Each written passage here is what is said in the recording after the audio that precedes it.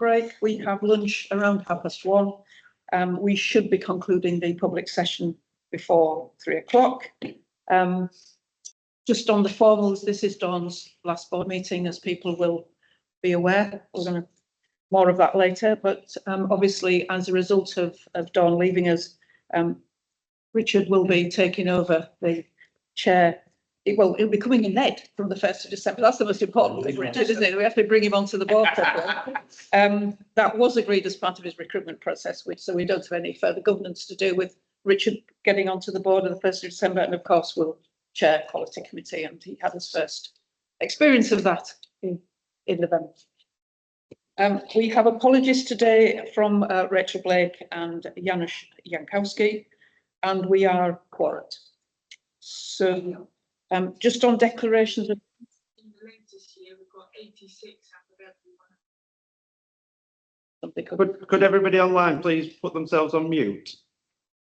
Thank you.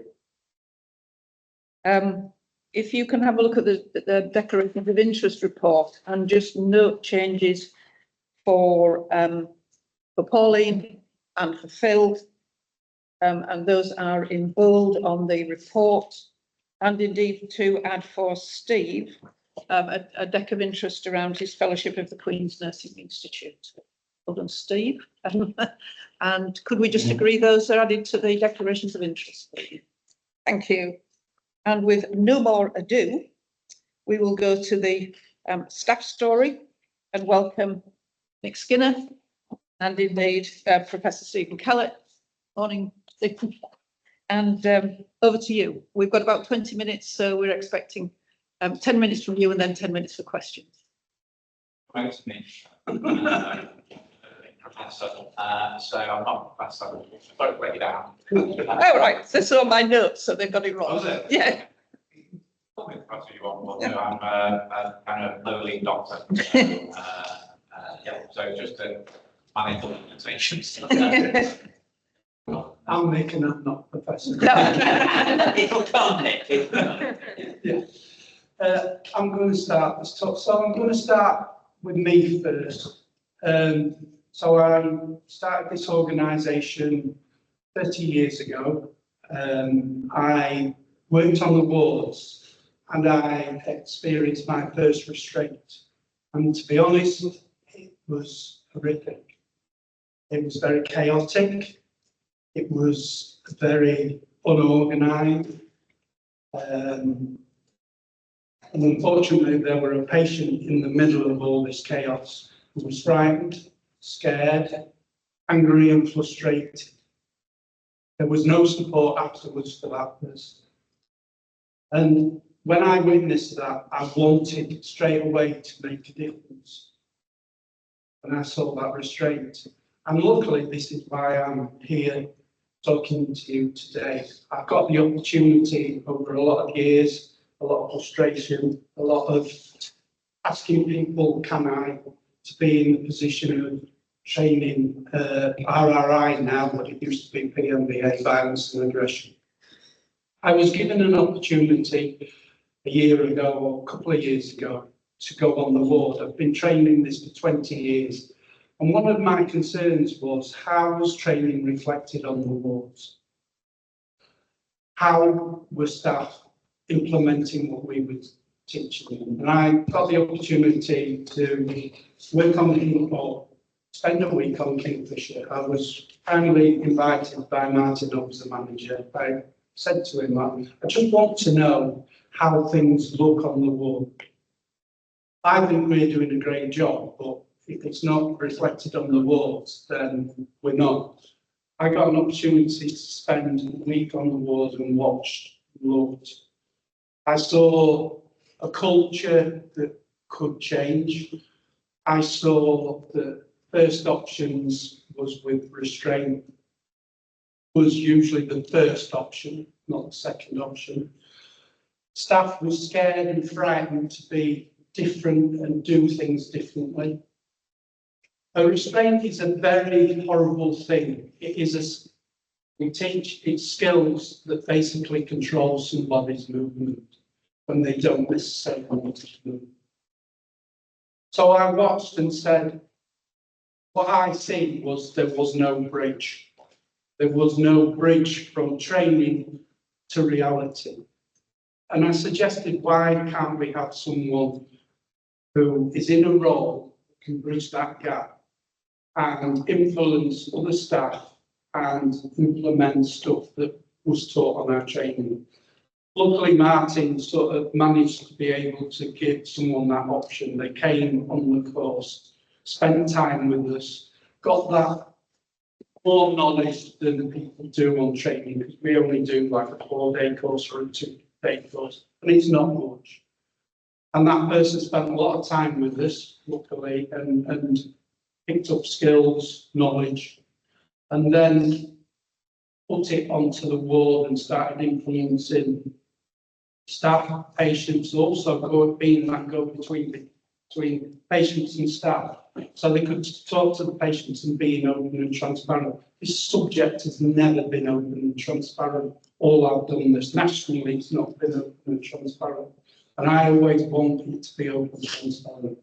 I always offer people in our organisation, in your level, to come on our thoughts and be open and transparent, so you know what we're actually teaching our staff. Primary and secondary strategies are the key before we get to that crisis point, because that's what it is. It's a crisis point when staff lay hands on. So the person that we chose was Zoe. Zoe was part, and she was the right person for the fit. She had a good relationship with staff and patients. I think at the start it was a little bit of a struggle for her, but she managed to be able to bring people around and change that culture within the ward. Things were improving. We saw that instant report forms were changing, and then we thought, well, we need to evidence this. How can we evidence this? And this is where we brought Steve in to help us evidence it. Great, thank you, Nick. So, yeah, I kind of share how Nick feels around restraint. So I work 4 days a week in Swanlands Court, work on Kingfisher, the psychiatric intensive care unit, and restraint is, incredibly difficult for patients. It's necessary at times. I acknowledge that.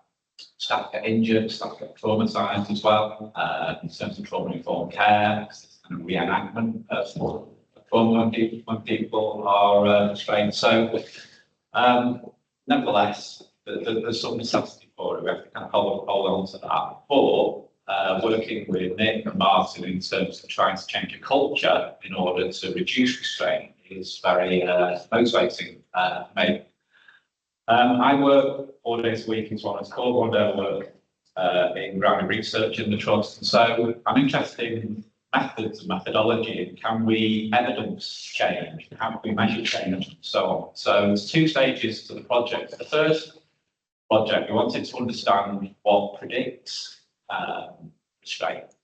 So we got 1,300 incidents of restraint and used something called a regression analysis. Regression just basically predicts what's happened. So what we found out was it's kind of staff variables which appear to be the kind of key bit, which was kind of pleasing as you think, right, we can target staff variables and kind of, change them.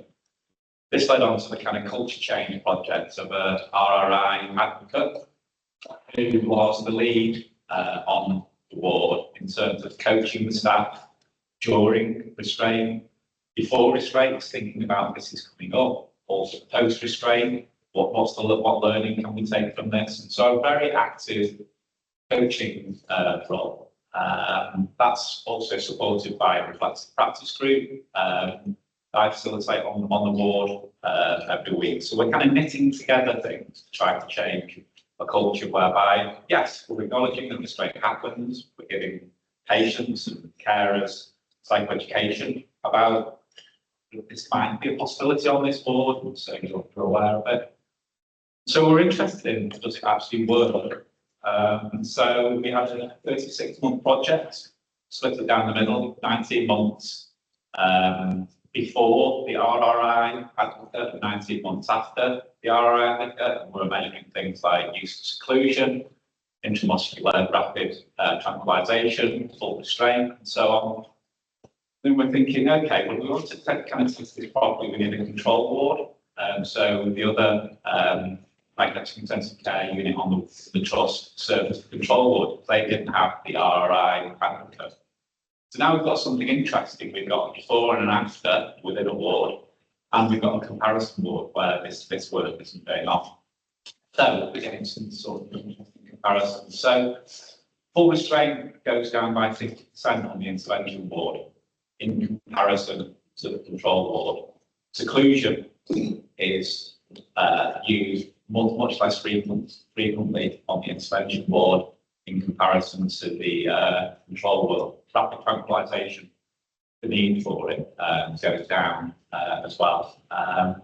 So we've got pretty solid evidence here, and it's not been done before. How to test the cultural intervention is quite difficult to design. The regression study is going to go in the British Journal of Psychiatric Intensive Care, so the choice will get an on there, and British Medical Journal, Quality and Safety. We're in an arm wrestle with them around the intervention study, and we're working with them. We should be able to get it over the line. And again, we're trying to do that to share the evidence with other trusts to say, if you have an RRI advocate on the board and they have this role and they're well supported to do that, and it links into practice, the culture of the board changes. And then you can evidence that in terms of reduced restraint. You have reduced restraint, you have less traumatized and injured patients, less traumatized and injured staff, and that can be a good thing. Keep in mind. Yeah, I didn't know what to expect after we did the trial. But to say that with this inaugural organisation, things have improved from 30 years ago. Staff are more acceptable to not restraining now. Floor restraints with this organisation has reduced, and I could say that they hardly restrain on the floor now, because that's just an horrific, traumatic thing, is when someone gets hold of you and you're on the floor face down and then turned over. Also, the pods with this organisation has been a breath of fresh air. They have been good for the staff, good for the patients, everyone likes them. It's better to be held on a pod, and a pod is, I don't like using the word a giant beanbag. Yes. It probably wants. It's a bit more than a giant beanbag, but it is very much therapeutic for that person. Patients like it. We don't need to go to the floor. We get the pods, and we can move away from that if we need to lay hands on. Thanks. In the main, we're moving away from floor restraint. Thank you. That was great from both of you. And it's a really, really interesting and positive story to begin our day with. But I'll open for questions because the Wells have run out of time. Toby and then Richard. Thanks so much. In the third week of February, we'll make a funding and a sort of deployment decision about how we take forward your brilliant work.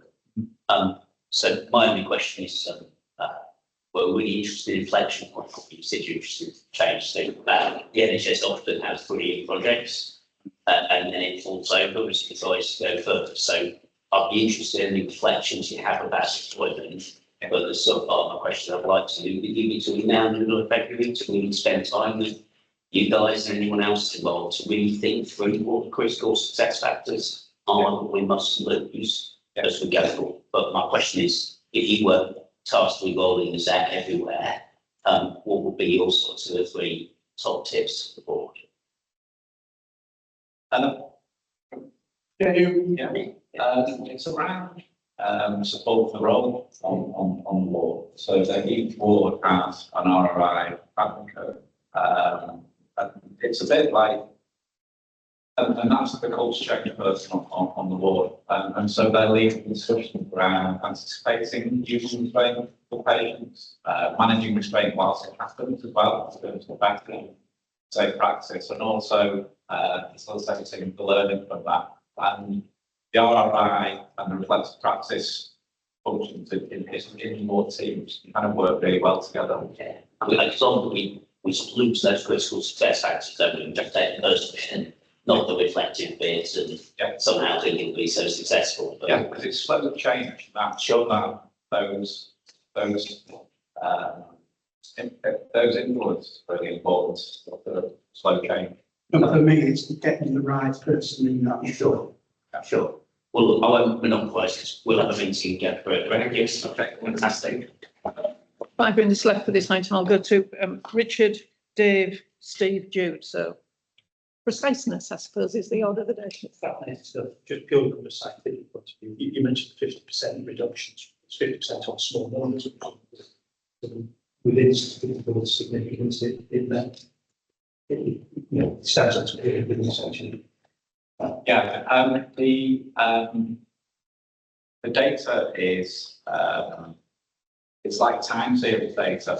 So because it's happening, it's all done from the IR1 report, so it's time dependent. So it's quite a complicated analysis, but there is a statistical change in terms of the strain. In terms of some of it is, you're quite right, low penetrate of things like intramuscular injections and use of seclusion is relatively rare, but the strain isn't. So some of the data. And did have an unpleasant adverse events? Any suggestion? Staff violence increasing, etc. One of the, you sound like you're reviewing paper. One of the It's the BMJ. Trying to get it in there. one of the problems is that we didn't record the kind of staff change in terms of absences and so on. But that's for another project in terms of trying to record more around the team attitude and some stuff about staff absences and so on. So well, you're absolutely right, but that's would have been useful in retrospect, and we can think for the future. Thank you. Thanks, Richard. Dave? Just into the same, the indicators, so you referenced Martin. So Martin talked about the number of days since he had a previous system. So it's like on the engineering stuff, that stands with variation, into the day. And when he was on the floor, he marshalled to about primary interventions. As a lay person going onto the floor, he felt completely safe because there was an unspoken triangle always around you with Martin, and he was very assertive personally when things were kicking off to be able to diffuse it. And I just wondered, because he's then not on the board, whether there's an impact of the leaders alongside the applicant, whether you can find out that. Yeah, there is a change now. However, hopefully in the future, now we've presented this, hopefully that will change back again. I mean, more advocates will be employed in all the wards, then we can work from there. Okay. It's important to know that the RRI hasn't qualified for staff. And Martin very much led the board and fantastic leader of the board. But the relationship between the board manager, leader, and the RRI is really, really important. So, and that notion of, Martin would quite often be with Spain, he'd be coached by Zoe. So it was his openness. And that relationship with the applicant and the staff and the patients, which is important. Yeah. Thank you. Steve? I'm a Must advocate, so I have a vested interest in restraint. So in PICU in North Wales in 2018-19, we did something very similar.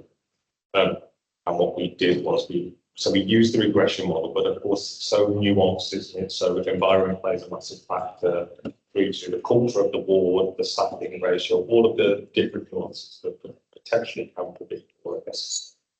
And we did a research study, so I would draw you to that if you want to have a reading. Today we talked a collaborative approach to reducing restraint in PICU. And what we did over that period was we were looking at restraint in hours per month. So we did a kind of traffic light in terms of how many hours it was spent in restraint. So we got to the point where 24 hours a month was spent in restraint. And we reduced that to 0 and sustained it. And aligned to the work we're doing, our RRI independent kind of advocates, a previous patient lived experience. So if it's possible and you'd like exec sponsorship, I would really like to support you in taking this further. It's coming to CLE in February. Super. Brilliant. Thank you, Steve. Thank you. Good example. Research being transferred across. Jude, last one. Thank you. I'd like to thank you. This bit has gone on over very much, and it's right to do that because we can make other references if we do it over short. And obviously, great to hear that we're looking at upscaling it. I suppose my comment is only a comment because I know we've not got a lot of time, but it's really great looking at it from the staff angle. I suppose as we go forward as well, I'd plead if we could look at it, particularly where we've got people with high levels of attachment issues, which often cluster around the non-psychotic diagnosis, to see what the differences are in terms of whether it belongs admission or not, because we know sometimes the iatrogenic harm that's attached to that doors. So it's just a thank you, and also a plea, if we are upscaling, we can maybe look at expanding the research into that patient cohort because it's so under-researched instead. Thank you, and thank you both. Honestly, a great start to our day, and I look forward to hearing more as we roll it out and see how it goes across the trust. It's an incredibly important piece of work. Thank you. Thank you so much. Yes.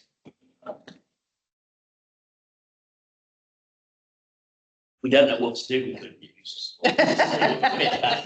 Rest of me, it's all the misery. It's great news. Thanks everyone. If we can just get to some finals as usual, and obviously we'll have a bit more chance to discuss the staff story in the private session this afternoon, as we always do. To the minutes of the meeting in public held on the 26th of September. The minutes are before you, chaired by Dave. So could I first ask if they are an accurate record, please? Are we prepared to accept them as an accurate record? Sarah? A small change, if that's okay. It's just make clear a discussion we had on the security champion result. It's from the last sentence into that minute. Can you give me a minute number, Sarah? Sorry. I can. 240992. Right, thanks, Sarah. So it's the final sentence, and it's really removing the word non from non-executive on the penultimate sentence, because the discussion we had was around the paper as it was presented. Yes. As it was conflating No, that's right. the executive role with the non-executive Yeah, role. yeah. We qualify that with chief nurse and we're clear what we're talking Yeah, about. okay. And I think if we can just continue that sentence slightly, just to say, and it's agreed that work will be undertaken outside of the meeting to properly define an appropriate led role. Yeah, I'm going to ask Toby to feedback on progress when we get to. Yeah, and it's arrival. reflected in that way in the action log. I think, Yes. so in the action log catches the latter point, Chair. Yeah. But we'll make that amendment. Thank you, Sarah. With that amendment, can we agree the minutes are? It's roughly what I heard, Chairman, although of course none of us can hear anything. So congratulations to the person who took the minutes.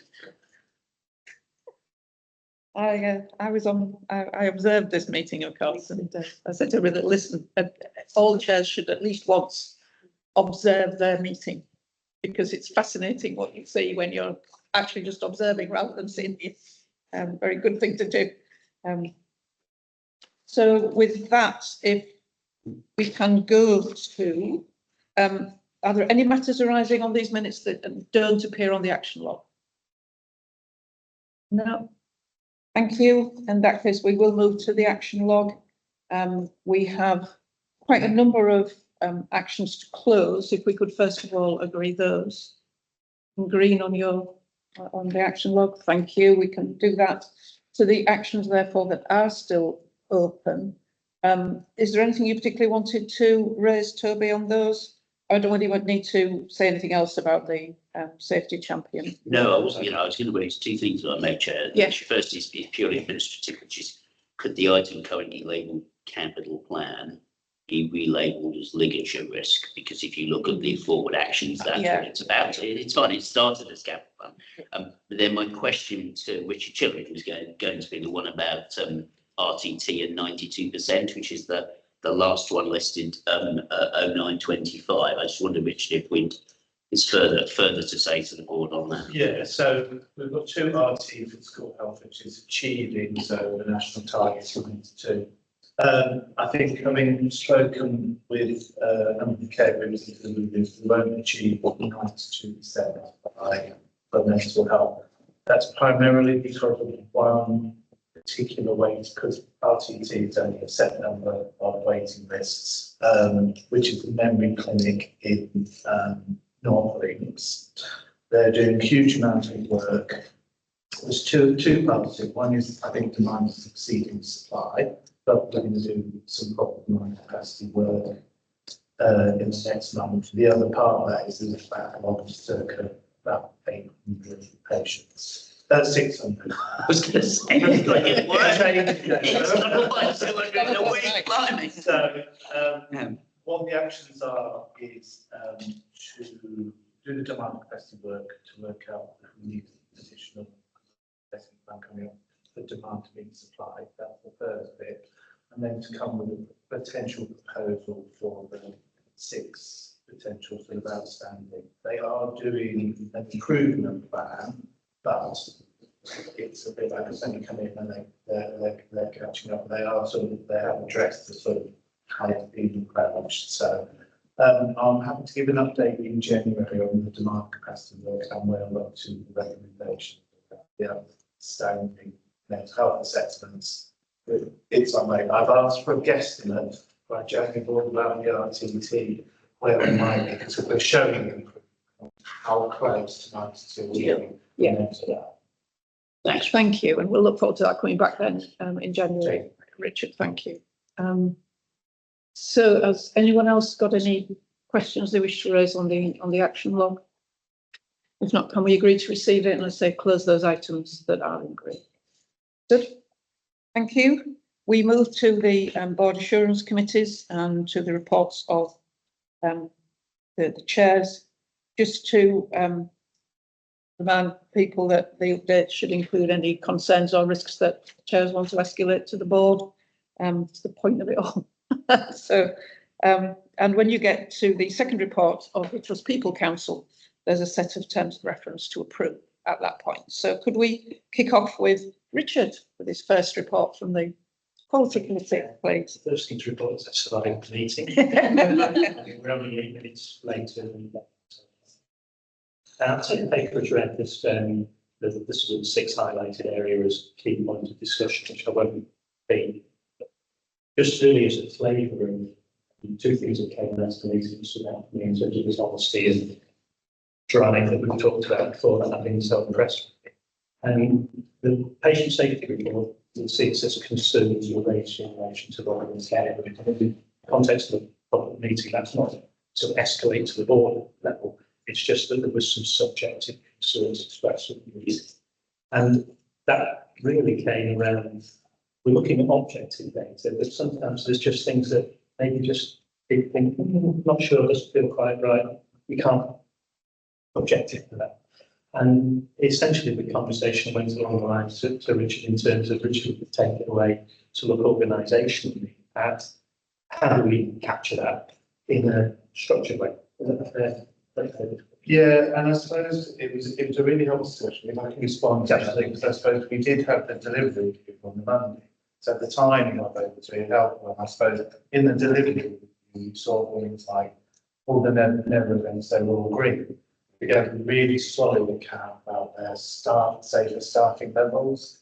So I think it's a window there, and I do think we have a mechanism currently in the review to sort of test out some of the concerns. So exactly we're all there. I think, you know, as we progress, that might be something that we would want to maybe add on to, but at this point, I personally feel the delivery will provide an additional check and challenge with all the acceptances. So, Let's say, Thank to you. the context of. Bear with me a second, Richard. Thank you. Toby, did you want to come in?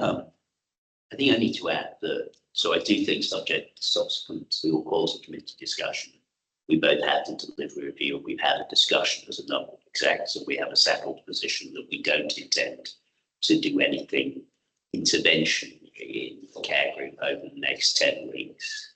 But two other things. One, I think that the voice scorecard, which we take to TBC and we're trying to refine, will give us some of that softer intelligence, Richard, I think you're driving at, and we need to amplify that. So we will respond meaningfully to that issue. The second is that we're working to develop by January, if you like, a sort of written down, well, when would we intervene calculator that obviously we can override or we can ignore, but if you like, we've kind of all agreed what the parameters are.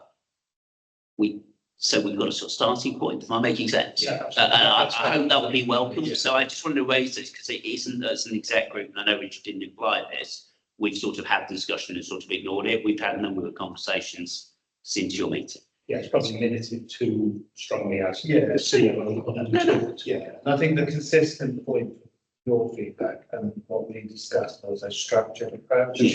It was I think there's a feeling. Yeah. I've seen bits here, but Yeah. then we've got another bit over there. So we need to get a clear triangulation process where you can call it a hospital, call it whatever you want. That I think then activates and movement into a more structured intervention, who's leading on that, and that what that will be. But we're not disagreeing that there's a hotspot, are we? If we're disagreeing at all, it's over whether the care group have got it or it needs other. And I think right now our conclusion is the care group have got it, and as you say in the delivery review, we had that conversation. Yeah, I think that's fair. Thank you, Richard. And the second, in respect of the agency staff, and again, this is everything's green. What Toby came to the meeting was everything's green, but I don't want anyone to get complacent. Yeah. I want people to really get underneath it. So the suggestion of looking at people and saying, well, you were high users before, now you're not. How to find them. Yeah. So again, I just found it a very heartening meeting that big places where everything's green, next item on the agenda. Yes. Yeah. I've got it. No, thank you, Richard. That's absolutely great. Thanks for raising those matters. Audit committee, Kathy. The very brief of this meeting, just to highlight the point of discussion, relevant to the board are all positive, demonstrating good progress and good things.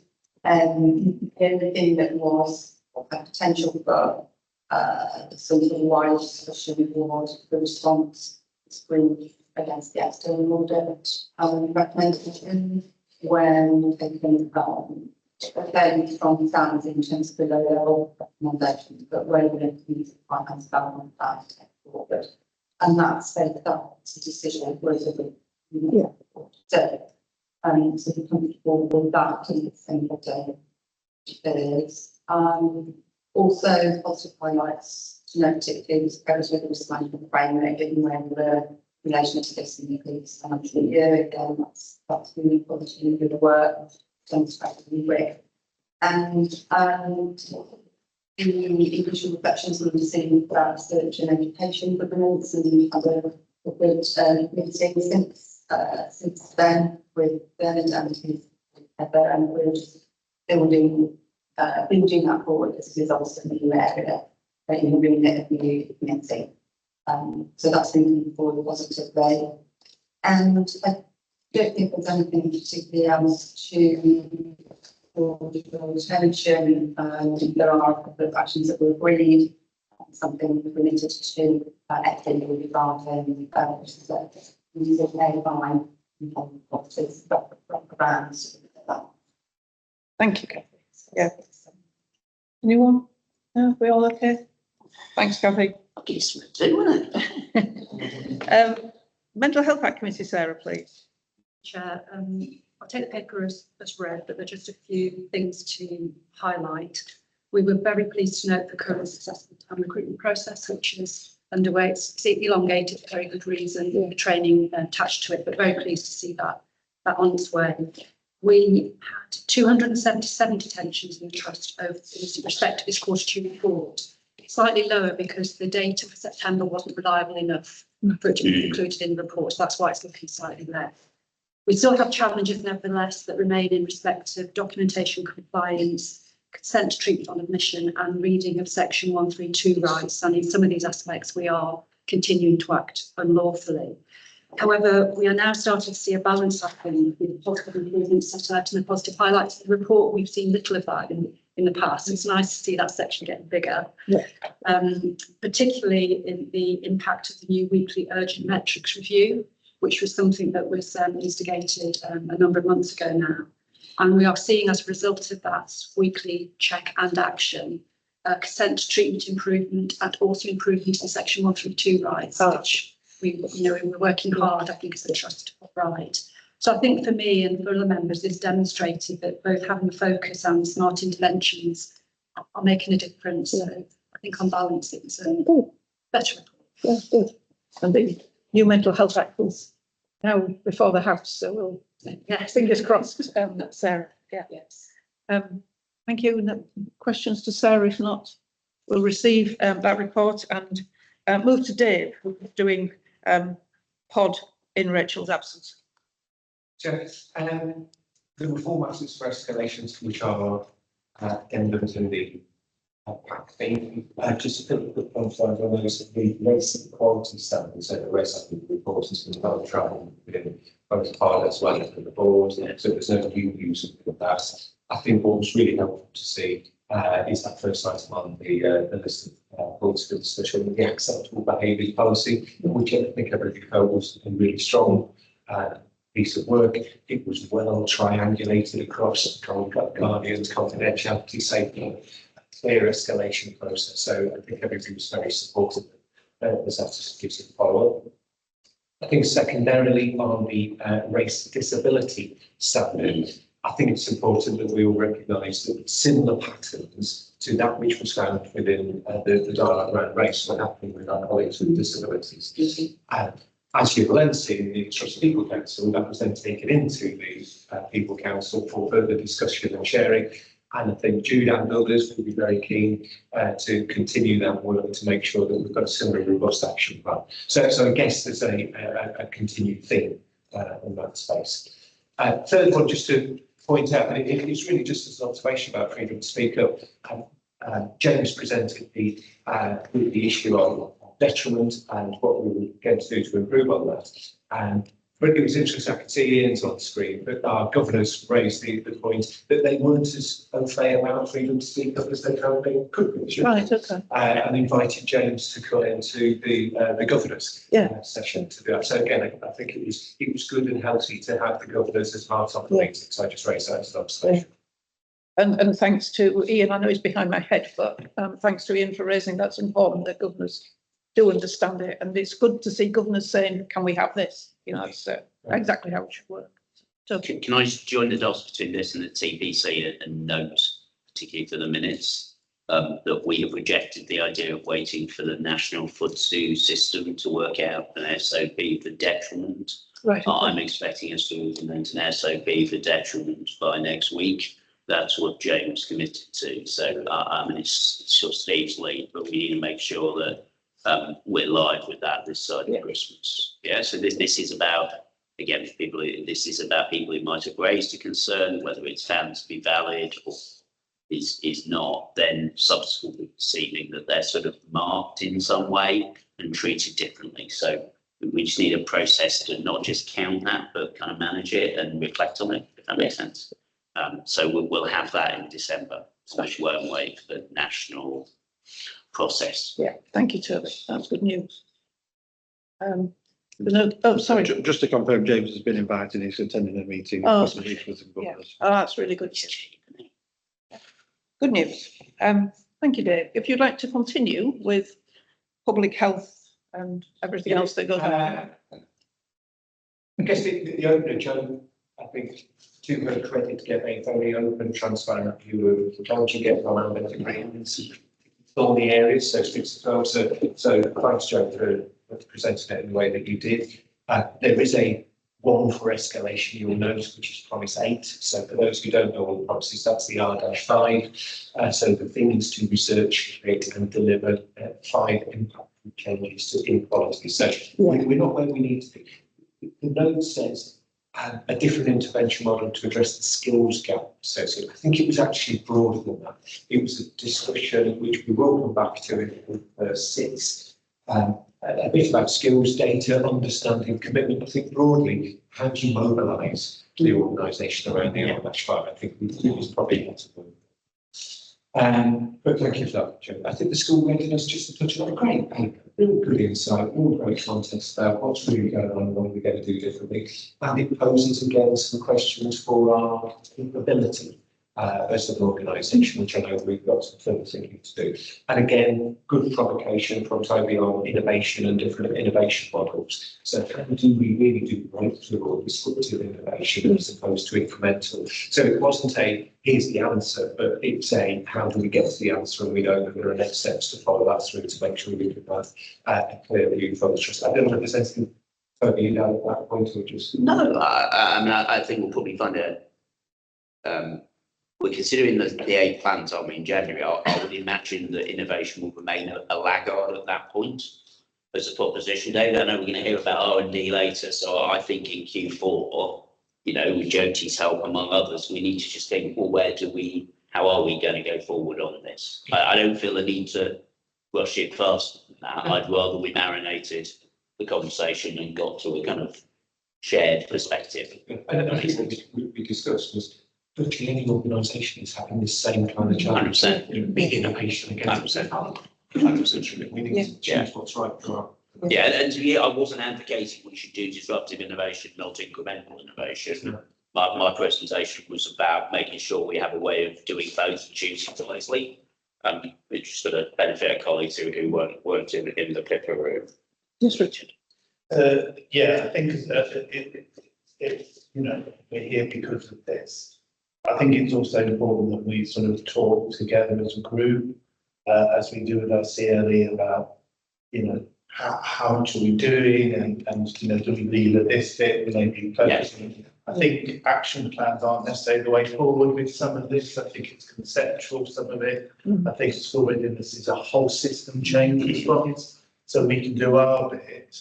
But actually, you know, because we need schools, that's not going to happen just, you know, through an action plan. And I think just picking up on Isaac's efficiency, pay per rate or productivity, which is always a key word in the NHS, he's linking that to programs that we're doing.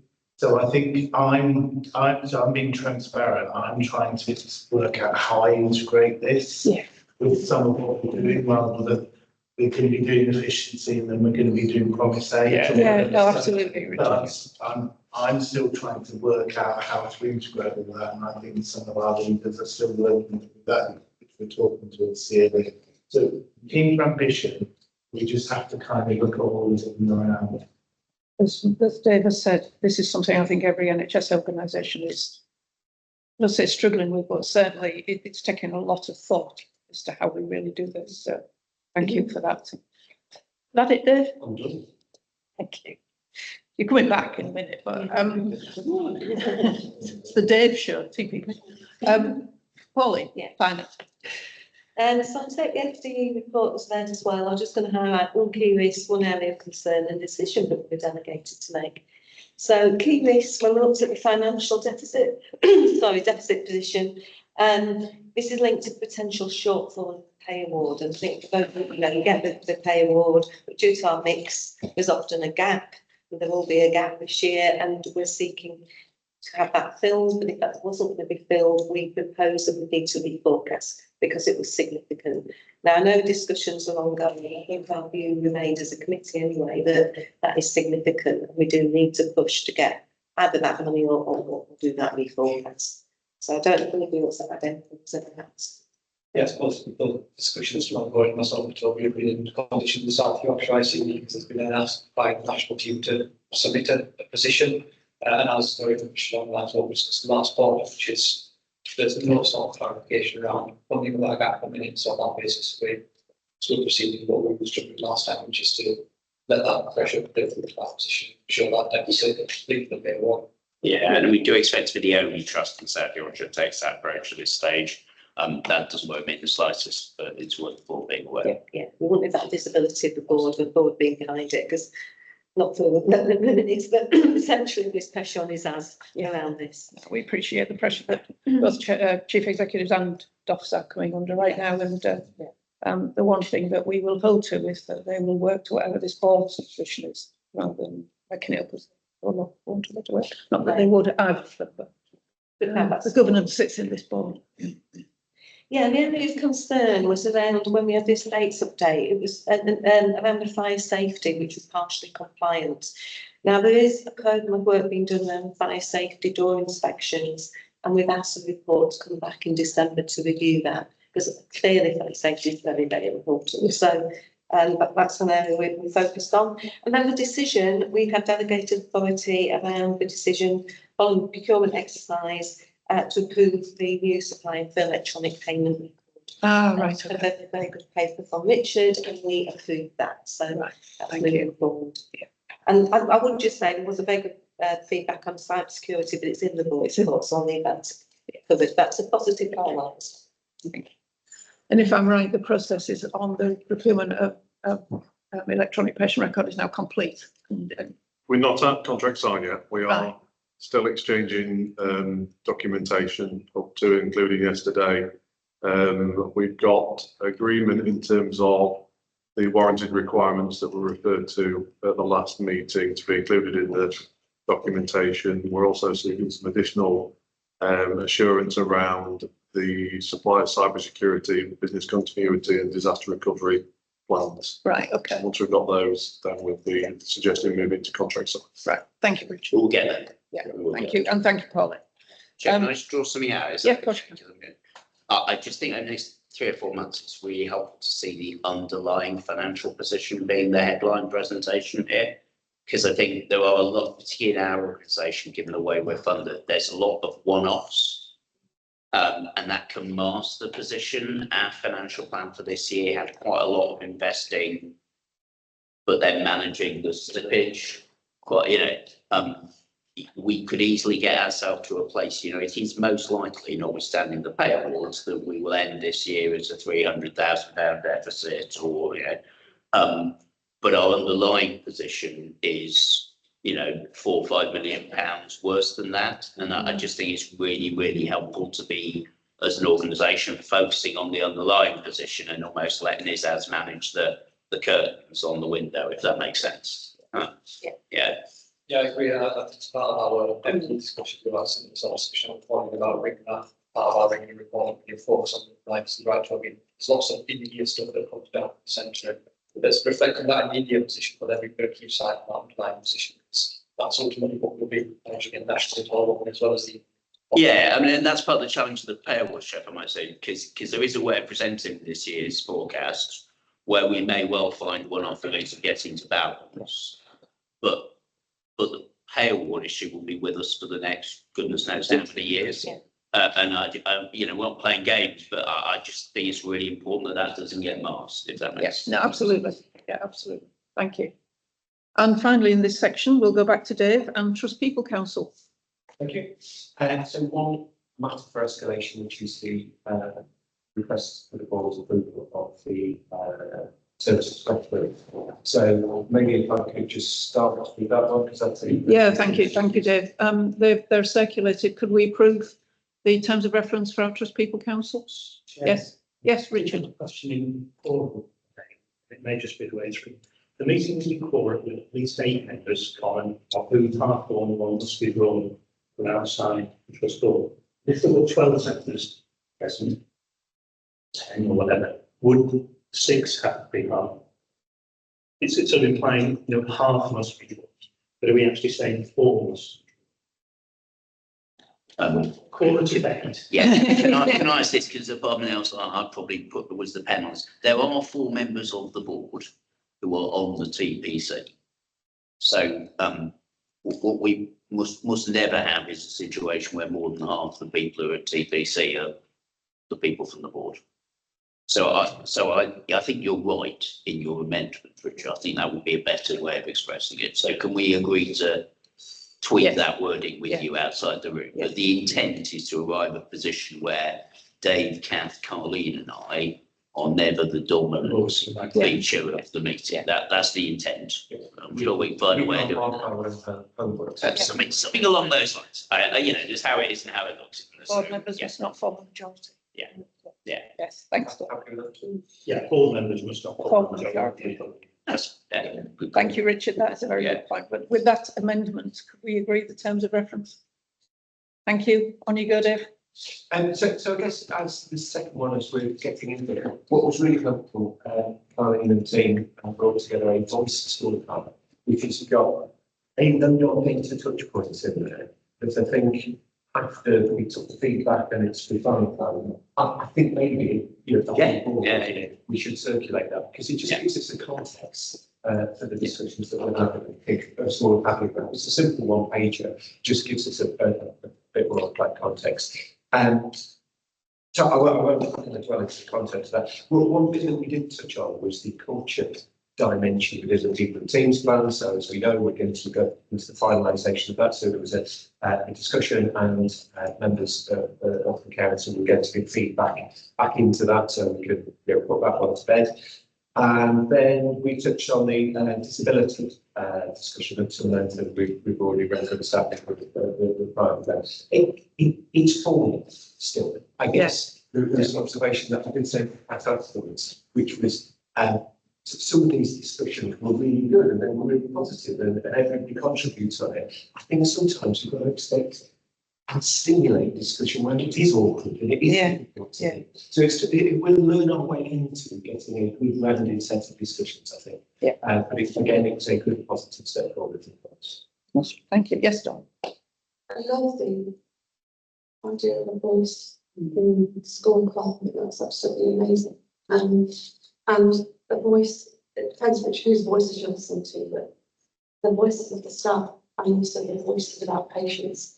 How strong is that? We can get that coming through to our board committees and our board on a regular basis. So, we talked earlier about problem care group, but I think the idea that at different levels of the organisation, whether it's ward and departments, whether it's directorates, whether it's care groups, whether it's trust right, by that ability to hear the voices and to look at our data, people give it puts in a really great place. I feel quite inspired by that idea. I think, if I may, Chair, this particular voice skill guide is staff and autism students. But to Dawn's point, we spent time at the delivery reviews earlier this week, and we'll spend time as a board in February looking at the first phase results that are coming through care opinion. And the particular focus there, Dawn, apart from there is some fantastic feedback, both positive and corrective. But what we're working on as a senior management team is how to make sure that's being used at team, directorate, care group level, and so on. Because we've all worked in organisations where it comes to board, but in the nicest possible way, nobody out there. And the feedback from teams, I can see a number of execs nodding, that the feedback from teams about the tool, I have to say, for purposes of the minutes, the feedback about our good Stuart Green, who's been driving this, is really, fantastic. I'll be really optimistic about this deployment in terms of the patient feedback. Just one qualifying which bring here. So I think it's right they want to have a voice. I think there are certain people and some professionals that are okay at getting their voice across and can colour people and have a gravitas and data where they do that, and it can be a bit disproportionate. I think there are people who we don't hear. Yeah. And I think we've got to really work out that bit. It's not just a give us your voice, it's actually, we're not hearing from you. So what's that about? So I just want to make sure that we give voice to people who don't have voice as well as those who do. And that's why the phrase seldom heard is used in the TBC minutes, in the CBC terms of reference, Richard. I think that was a particular point of conversation because you're dead right. Okay. It was ever such, Richard, wasn't it? There's always those areas where you think they're not coming forward. Carly? Discussion about voice time, so recognising those areas when you don't have voice, and when that area is and how do we communicate those areas when we don't have voice is strong. Yeah, thank you, Caroline. That's really important. We done, Dave? Thank you. And that concludes the section on Tier 2 committees. Thanks, everyone, for that. And we will move before the break to the Chief Executive. Oh, that's where the time, Chair. I know, we're all in front. Right, I don't know what to do with that. It's my skill. I know.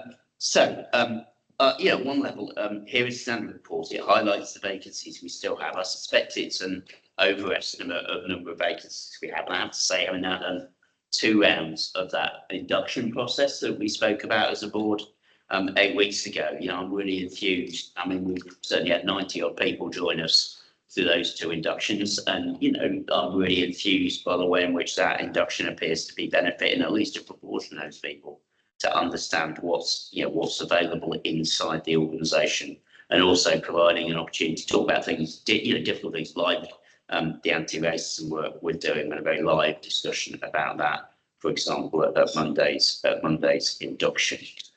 In terms of things I wanted to draw out from here, and then just a couple of things that aren't in here that I was going to draw out. I do think we are making hugely positive progress with flu vaccination.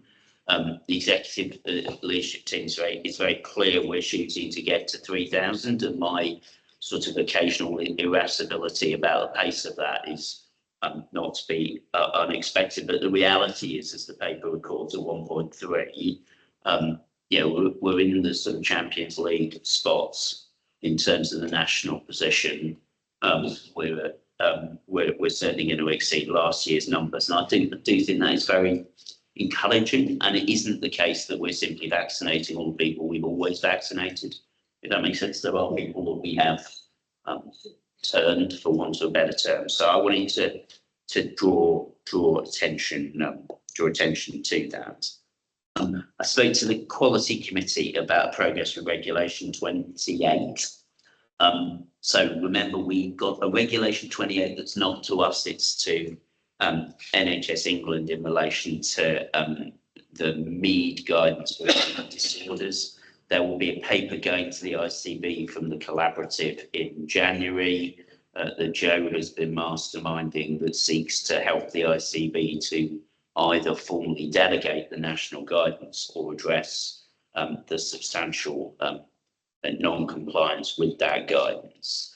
There is then the most recent Regulation 28 letter that I mentioned to the board last time, on which we have now discharged already the things that I committed at the end of October to the coroner to do, including this morning issuing revised guidance to all of the staff that work in our crisis services to amend the age parameters that 2/3 of our services had previously probably been working with. And I'm choosing my words deliberately because I think it's important to be clear that the responsibility is on the management, including me, to make sure that the parameters are clear. And I think that they weren't necessarily clear. So I think they are now unambiguously clear, and as I say, have been issued to every single person who works in the service very directly. That leaves the 3rd Regulation 28 from December 23, which relates to the disengagement services, where we've made an awful haulings in implementing the things that we said we would do. We are going to implement all those things just about 8 months slower than we had said. I'm happy to have a discussion about why that is. What we're taking the opportunity of our slow to do is to assess other people's approach to this issue, because it's a national and a knotty issue. So, in my lay terms, this is people who choose to absent themselves from our services, but that responsibility is on us, and how we retain a caring, ethical and safe approach to their ongoing care. So we've got some serious work to do, and the new Mental Health Act may help and may not, and we need to produce something in the next 4 months that is mindful and cognizant of that, which is why, as you know, Chair, I will be providing no assurance to the board on whether the assertive outreach work that Richard has led will guarantee that nothing like what happened in Nottingham happens in South Yorkshire, because assertive outreach is but one part of that puzzle. So hopefully we will not have other Regulation 28 letter to consider, but that's where we are with the 3 that are in our party. Board members are aware, I think, that this week, in relation to a lady whose first name is Annette, who died 10 years ago, we had a finding that the trust was contributory negligent to her early death, but not to her death. Not a finding we contested, clearly one we regret. And Richard, Falk and I have agreed how we will approach refreshing the action plan that this board had signed off on in 2021, and re-energising that work. I have no reason to believe that work hasn't been done, but with the passage of time, work in terms particularly of how patients with learning disabilities are viewed when they are in services that are not learning disability services, I think is probably the nub of the issue. So I just wanted to draw people's attention to that. Next one, if I may, I just wanted to highlight the successful interposition of NHS Bank. Yes. I mean, it's probably the only vote we're going to have, hopefully, in the next couple of years. And it was a vote because it's 5% of our staff base. And even if not all of those people have chosen to take up their GP rights, it's gone across. And I think that's a huge undertaking. We've obviously got to keep it fresh. Colleen and I got a series of meetings with our partners as we go through. Initial data seems to suggest that of 600 shifts, we're filling something in the 90th percentile or above. That is comparatively good, but obviously it's only 90th percentile, the percentiles above that. So we will continue to strive to get there, and clearly a big part of that is NHSP recruiting and attracting staff with a mental health specialism, and that'll probably be the substance of our meetings with them. But I do think that there's been a successful process so far. We can come back perhaps in Q1 and think through as a board or with people in OD, how we do take a look back and see whether we've achieved or we could achieve, if that makes sense. Because you're listening to me say it hasn't been a catastrophe, it didn't fall over, because I've been in the NHS a long time, so that's the bar I've got. But let's have a look and see. If there's more we could more we could get from that. And then just sort of marking one more thing. I think the journey of volunteers is a really, really important one. It's another one of those where periodically I have conversations with people who say to me, it's not about the numbers. And I say, well, yeah, it is. So it isn't just about the numbers, but it is about the numbers. We're currently at about 180. We are absolutely driving to try and get near to 250 by March, April time. I think that's a plausible prospect. I think what's most positive and perhaps relevant for this board to hear is that there are teams taking up volunteers who've never had volunteers before. So historically, volunteering at Ardash was essentially the breastfeeding service and Aspire, our drug, alcohol and addiction partnership. We are seeing teams in North Links, we are seeing people in Rotherham, we are seeing our facilities team, we are seeing corporate functions around this table really embrace volunteering. There's a gentleman whose origin was in Eritrea who is currently a volunteer electrician in our estates squad. So we're also seeing diversity. Maybe the other thing to say is that what's striking at the moment is we're seeing a lot more volunteers as a career pathway joining our organisation. So I think there's lots of positive signs, but as we're finding with flu, there's an initial joy, and then we've got to do the boring bit in the middle and keep trucking. So I guess that's how I would suggest that we are. I think, Chair, that other than highlighting that it's enormously welcome that ICB colleagues have discovered neighbourhood health, and lots of other people are publishing things on neighbourhood health, which seems pretty much the lane we've been in for a wee while. There's nothing else I wanted to say. And I know we've got other things to celebrate in a minute, but I'm happy to take difficult questions. Yeah. Have you got any? Not quite to begin with, but first of all, before I bring anybody else in, can I just say that I travelled down in the lift Saturday morning with the gentleman from NHSP who had been at our awards ceremony, and he made a big point of saying that he never worked with a team as good, Carleen. He was hoping to have told you on the night, but he said she wasn't there. So I promised I would pass that on, but I think it's worth saying around the board table that he was really very complimentary about the way that your team helps them into the trust in a good way, and I think that's reflected in what Toby's just said. So well done. Right, who have I got? Sarah, did you have your hand up, Dave? You said exactly what Right, okay. I'll tell you. People in this lift, right? Me and Brian. Sarah Richard Lee. Yeah, Sarah. So I think my question really, or just comment, was around 2.6, which is the work we started around high quality therapeutic care. Yeah. I was really, really pleased to see this, and particularly the everything type of approach to it. Yeah. But then it's actually becomes a bit more specific, and certainly stuff around multidisciplinary working, because I met with John Rooston not long after it started. I'd asked Jude if she could put me in touch with somebody so I could understand multidisciplinary working better, what the challenges and how much of it are we doing.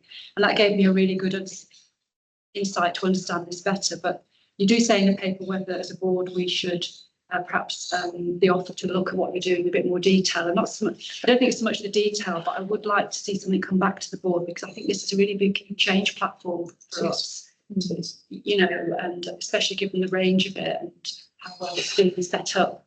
Yeah. And I think for us, if we see it at the board, then it just signals that it's important, because it is, it's going to be a big change for us, and where we'll do a lot of our business hopefully in the future, we can get it right.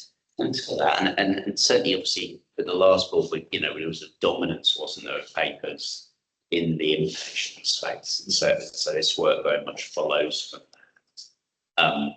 And I think what's important, certainly to me, I suspect to exec colleagues, and we've spoken a few times within CLE about, is all three of those bullet points in section 2.6 have to work. There's a sort of just inherent latent risk. The first one happens because it's essentially setting up a big meeting, and there we are. The second one, which actually John Mouston is going to convene, feels really important because that needs to help. But help can sometimes be not the thing you asked for, if that makes sense. Sometimes people are helped not by the things they asked for, but in addition by other things. And then I just want to abuse the opportunity of question to really emphasise the third one. I think that's a really big change for some of our teams, possibly not for Amber, possibly not for one or two others, but at the moment, when we walk onto the wards and we talk about who's leading, people will point to the ward manager, and I think that trying to get to a point where his or her role is enhanced, but other professionals view themselves as that MPLT, I think is going to take us the year to do it properly. And in some ways, Steve's point is right. We're going to have to have the right people, and we're going to have to support them to work together, because it really isn't how we're presently set up. That makes sense. And something like, do people feel safe on the wards? How do we manage restraints? It is exactly part of the everything conversation. Sarah, that's in here. It's not just we're going to have fewer beds, therefore can we discharge people more quickly, although that's very important. Thank you, Sarah. Just to come back to NHSP and just to connect a few dots, I suppose. So it's good to celebrate, and we've achieved a big change there, so that's really helpful. I suppose that's one element which you saw of the zero injuries by the end of the year, which would be very successful. But to link that to the quality committee discussion from Toby is NHP. We still need to be curious about that. So it's a successful change, but we need to hold that. And then on the risk register, you will still see that one of our extreme risks is around speech and language therapy, which is a very small group of people, but it's a specialist area in which NHSP can't necessarily provide that. That might be the 10%. So I'm just trying to bring different elements. Yeah, no, absolutely. Absolutely, Richard. Thank you. Lee? Oh, sorry. Are you all right, Carly? My apologies. Go on. Yes, I wanted to ask about the national issues with the ADHD medication. Yeah. There was a line in there around the reduced number of appointments per month due to time to supervise. And I guess it could be read in two ways. Are we saying that it's taking 30 appointments to use for other things at the moment? Or was it that it's 30 less than it was, and therefore it's So it's the former of the two options you give people, though we have an AI project that might manage to get us back to where we started. So at the moment, this is adversely affecting the supply we have to maintain the trajectory. At the moment, our adult improvement plan to achieve 4 weeks in 2026 is on trajectory. Our Doncaster Children's is, North Links isn't, but can be. Rotherham has doubled its productivity over the last 3 months, which is very encouraging, but also very necessary. But their trajectory is more challenging. So this wasn't a way of saying we're not going to deliver the aim, but it is a way of saying there's a hump in the road. I think what was encouraging is when we started that bit of analytical work, because this medication choice has been going on for a year, I think probably we had to spend some internal contest about the national guidance versus what some of us might have preferred to do. I think we've arrived at a consensus position, and that's what CLE was able to sign off.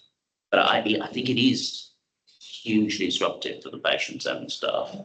And if you think about something that's very important that we celebrated at Graham's last meeting as medical director, which was the creation of the Rotherham shared care model for neurodiversity going live in January, it currently pretty much kiboshes that.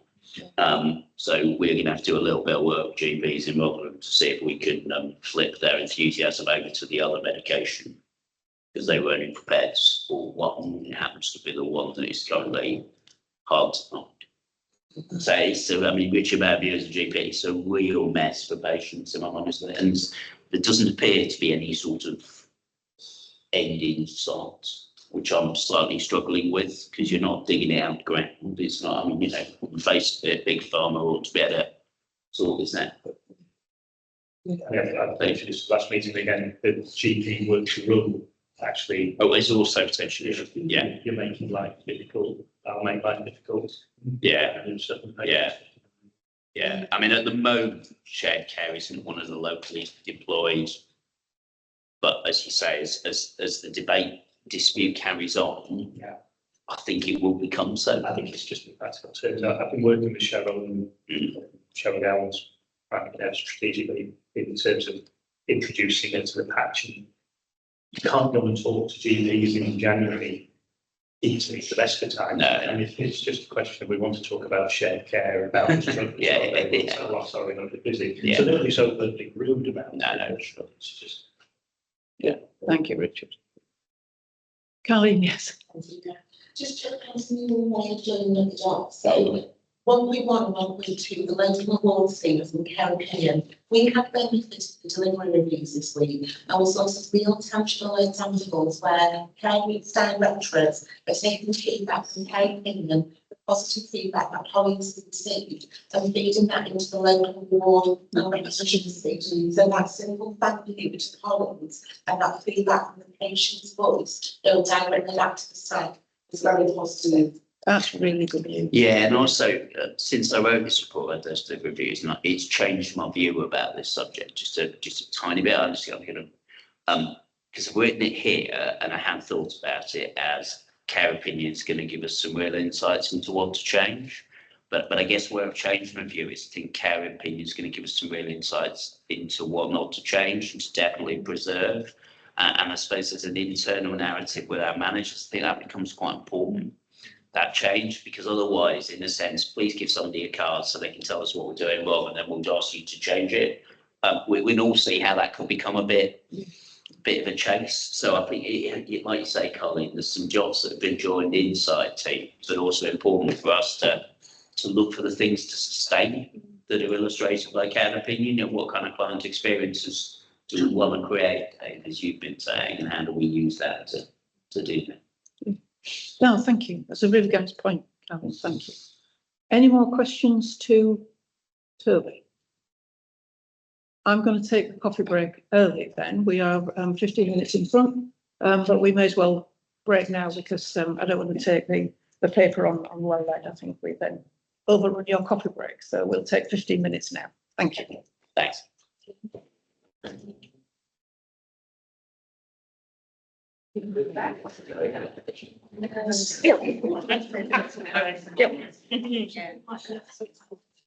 Very concentrated. Yeah.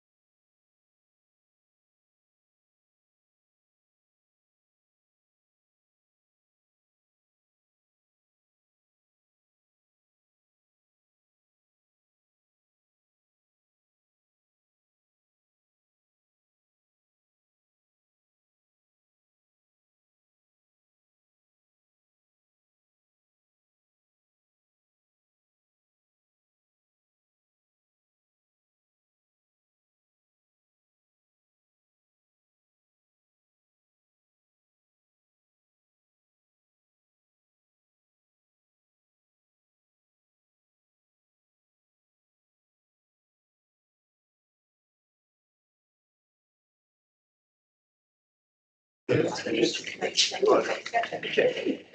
okay.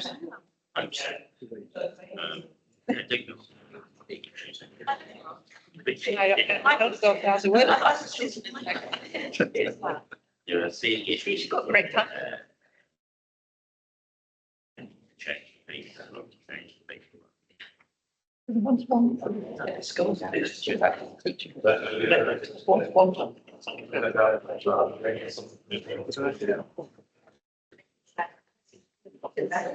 Right, Richard will be back in a minute. Can we make a start, please?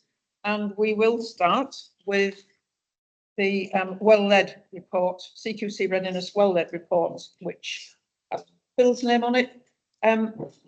Really need to focus on this one, on the specific domains and the self-assessment. You'll remember we approved the approach May, and we have our colleagues at GGI back with us in Q4. So Phil's going to talk greens and ambers. Thank you, Phil. Yes, thank you very much, Kath.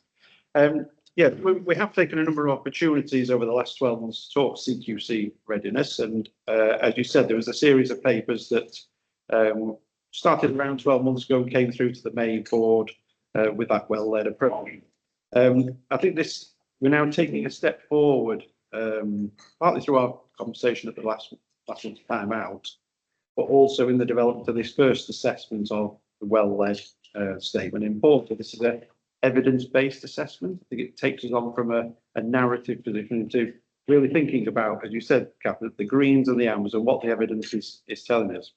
It's been developed with input from a number of colleagues and is an initial base from which we will continue to identify further evidence or for things that we have identified hopefully to come to fruition in the coming months. So it has an overall summary in that first table around operation, and you can see there how I've given the key around the explanation, how confident we are in the evidence. It is supported by firstly the appendices, which gives some additional information around the 42 supporting statements and some key examples of evidence. It's not all the evidence, it's some key examples which I wanted to present so you can see the substance behind that first assessment of the ambers or the green.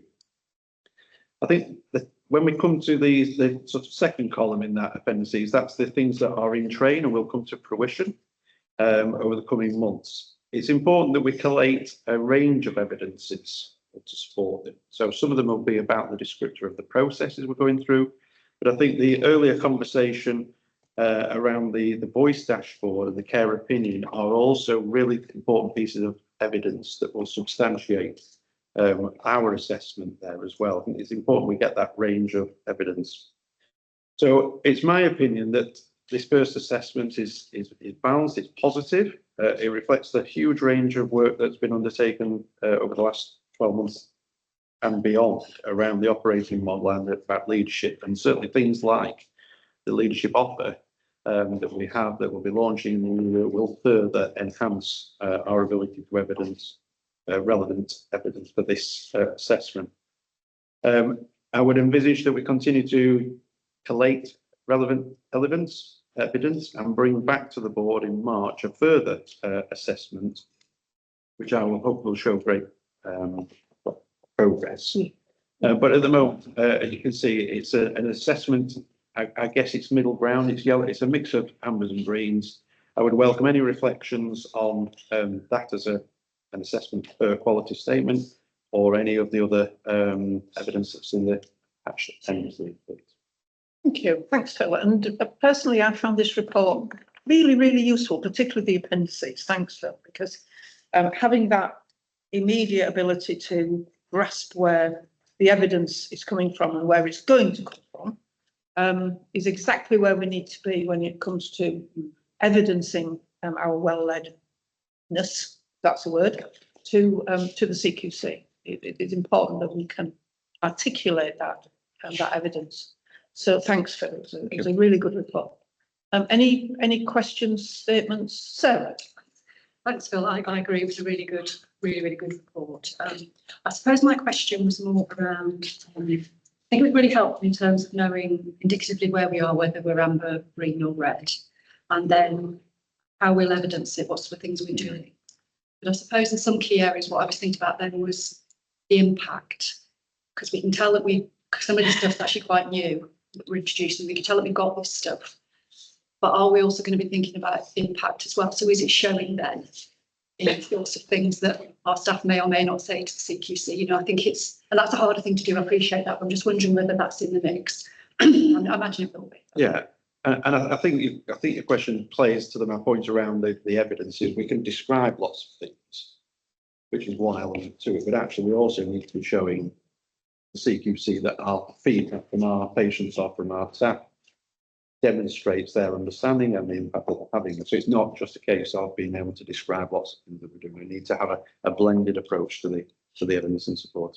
It's really helpful. I think my thinking was more around what staff say on the day. Right, right. That's when you really get to whether it's got into the psyche and the culture. And I think it was just how we might be testing that. That was all. That's how it can throw you on these days. I'll take Richard, Joe, and then I'll come back to Richard. Excellent. In terms of the quality statement criteria, are they CQC definitions? This is a template. Yes, yeah. We've very much stuck to the framework. So there's no one there. No. So that then, I guess, is sort of CQC under review. Are we anticipating that they might suddenly rip this framework apart and come up with something completely different? I suspect from my perspective, there's an unknown, although there is, like I said, there's a lot of noise or disruption within there. And for the moment, I think this is the framework that we're working towards that. But yeah, conscious of what might happen.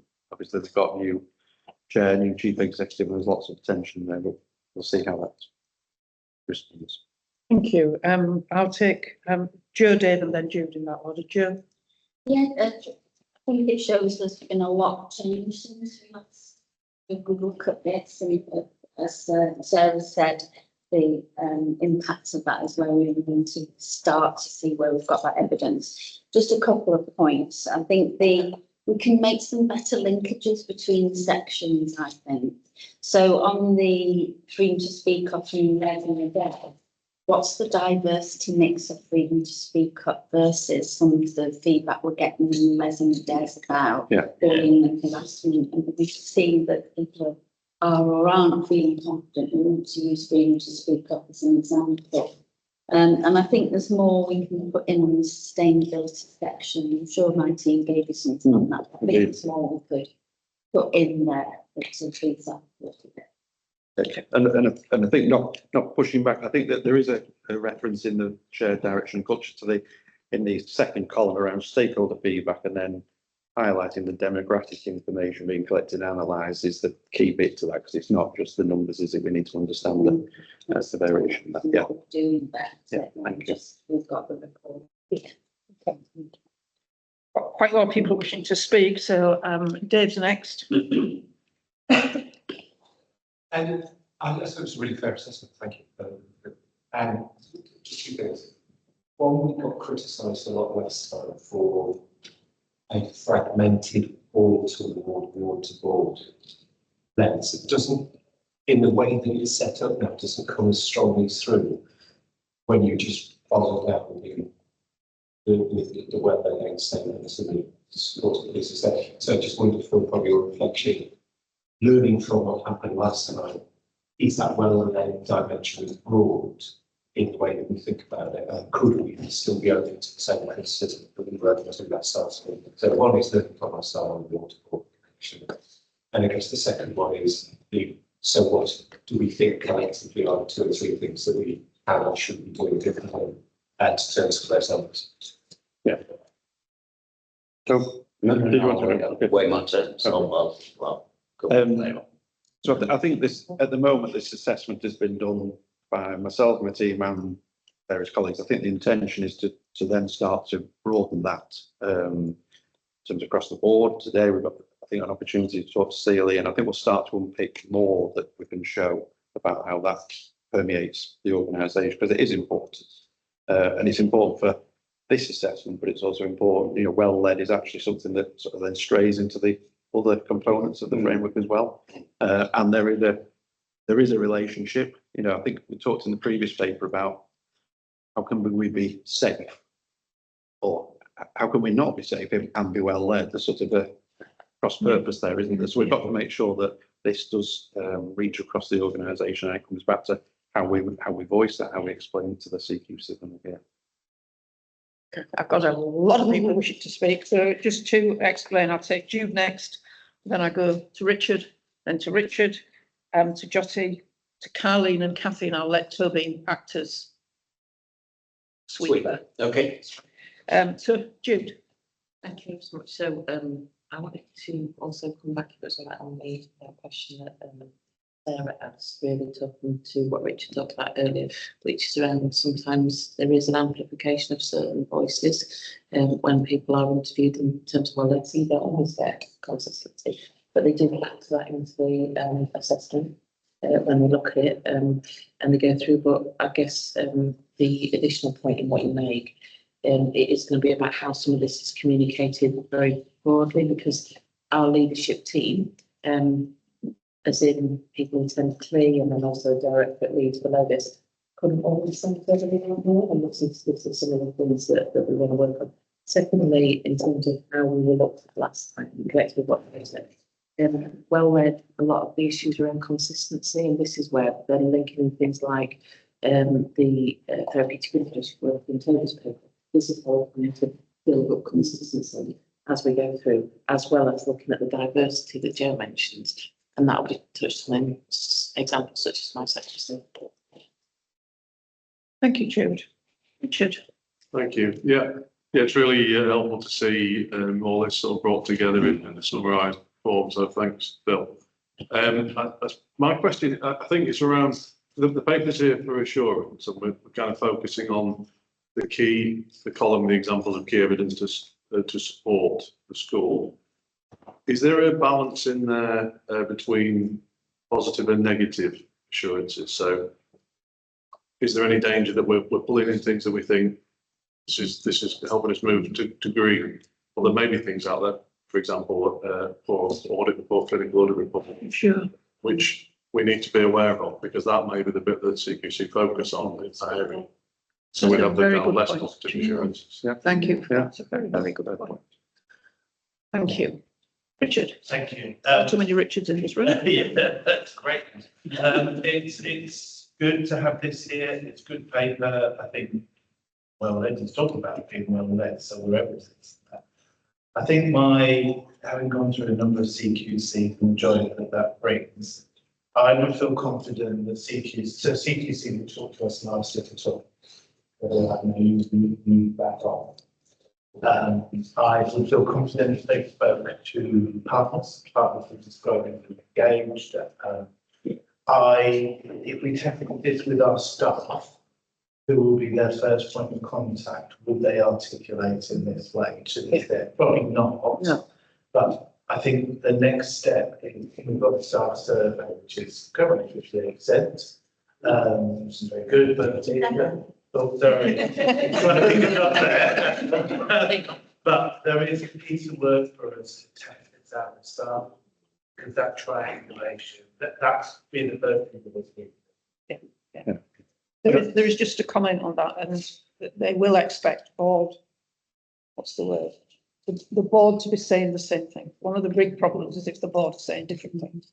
And so we need a common view around this board table as to the evidence and the truth. And Richard's point, very important that that happens, actually. That's right. They'll also hear things from staff and they'll test. They will absolutely, Richard, yeah. We'll be brought in to test out what they're hearing. Yeah, no, you're absolutely right. Jotty.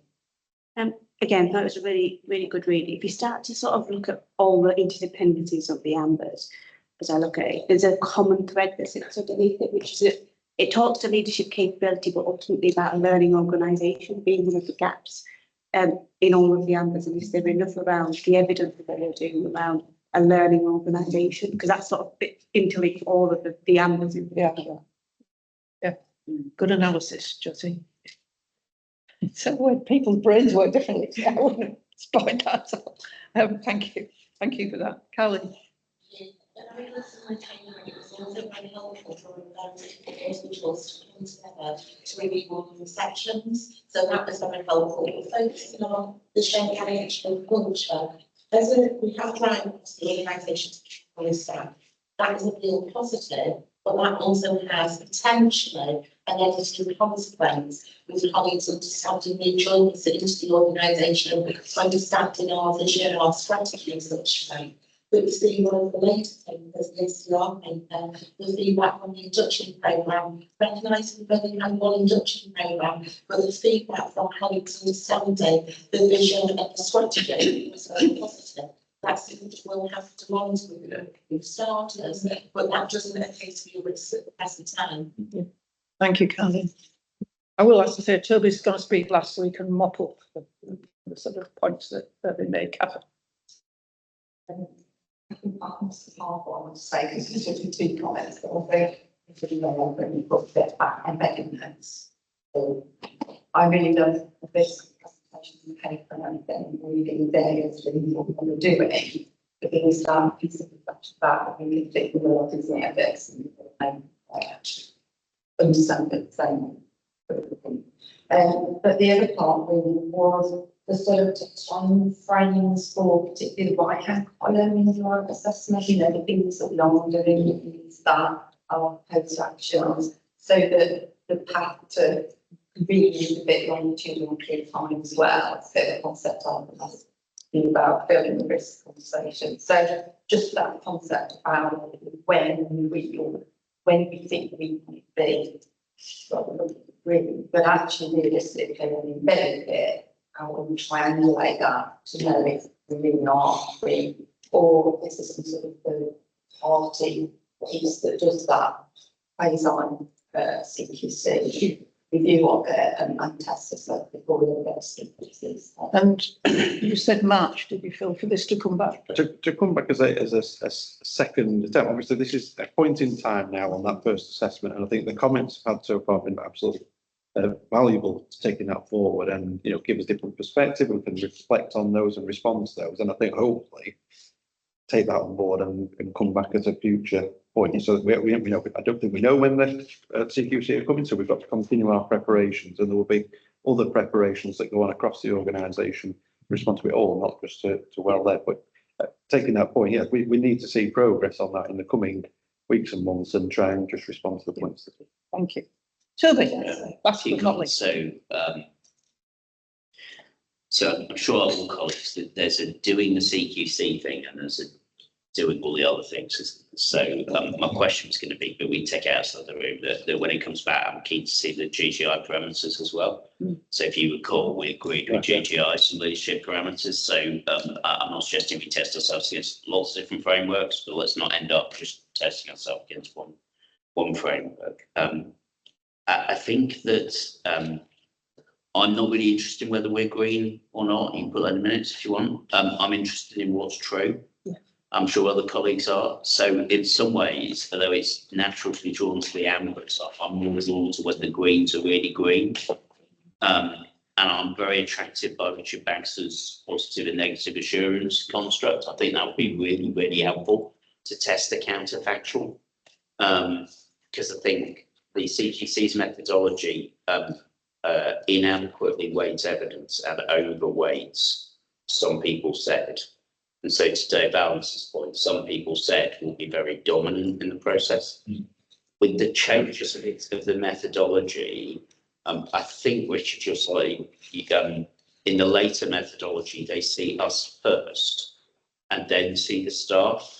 And that is problematic. I've had in the earlier methodology before 2017, we came last in the more recent, and I experienced both. And so hence it's problematic because you don't get an opportunity to say, I know you've heard this, but, which I think is quite, now they may adapt their methodology and go backwards, because a lot of what it looks like they're trying to do is kind of go back to CQC in about 2015. For good or ill, but I think we therefore, what I'm trying to get at is therefore we will need real insight, as you guys have been saying, to how other people look at these indicators as well as how we do. So I think maybe Richard's positive and negative is going to be a way to help us to get to that, if that's okay. And then my final part, I suppose, is obviously there are 4 other parameters, and what Stephen and myself and others will do is think about how to replicate this presentational format for some of the other indicators, if that's okay, Cass, because it sounds like this has worked quite well for people. But I must confess, Kathy, I'm not right now going to be focused on how to build an action plan to get each thing to green. I think let's get what we can evidence, get that locked down for April, and then let's have a think about where we want to put our effort, if that makes sense. That would be my quite strong steer. Let's try and lock down our evidence and then work out where we want to, in what sequence we want to improve some of these things.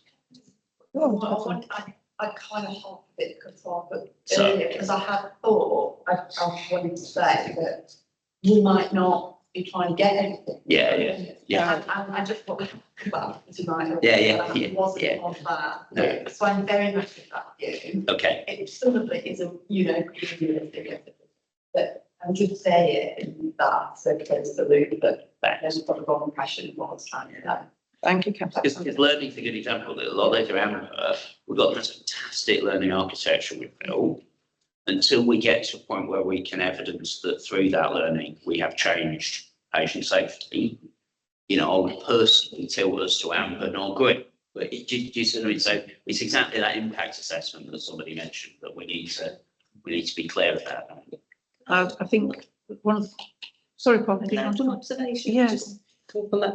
Because when I looked at the shared direction and culture, I think definitely, Greenland vision strategy piece, but it's the culture piece I'm struggling with to evidence. Now, if I look at that definition, like Richard said, if it's just that definition, I'm probably okay with it. But I wanted clarity, what is a culture in our dash? Will we all say the same thing? Yeah. I'm not sure we're there in it. And I'm not sure how we evidence that as well. So that's the early I'm a little bit challenged. I don't sure we're out.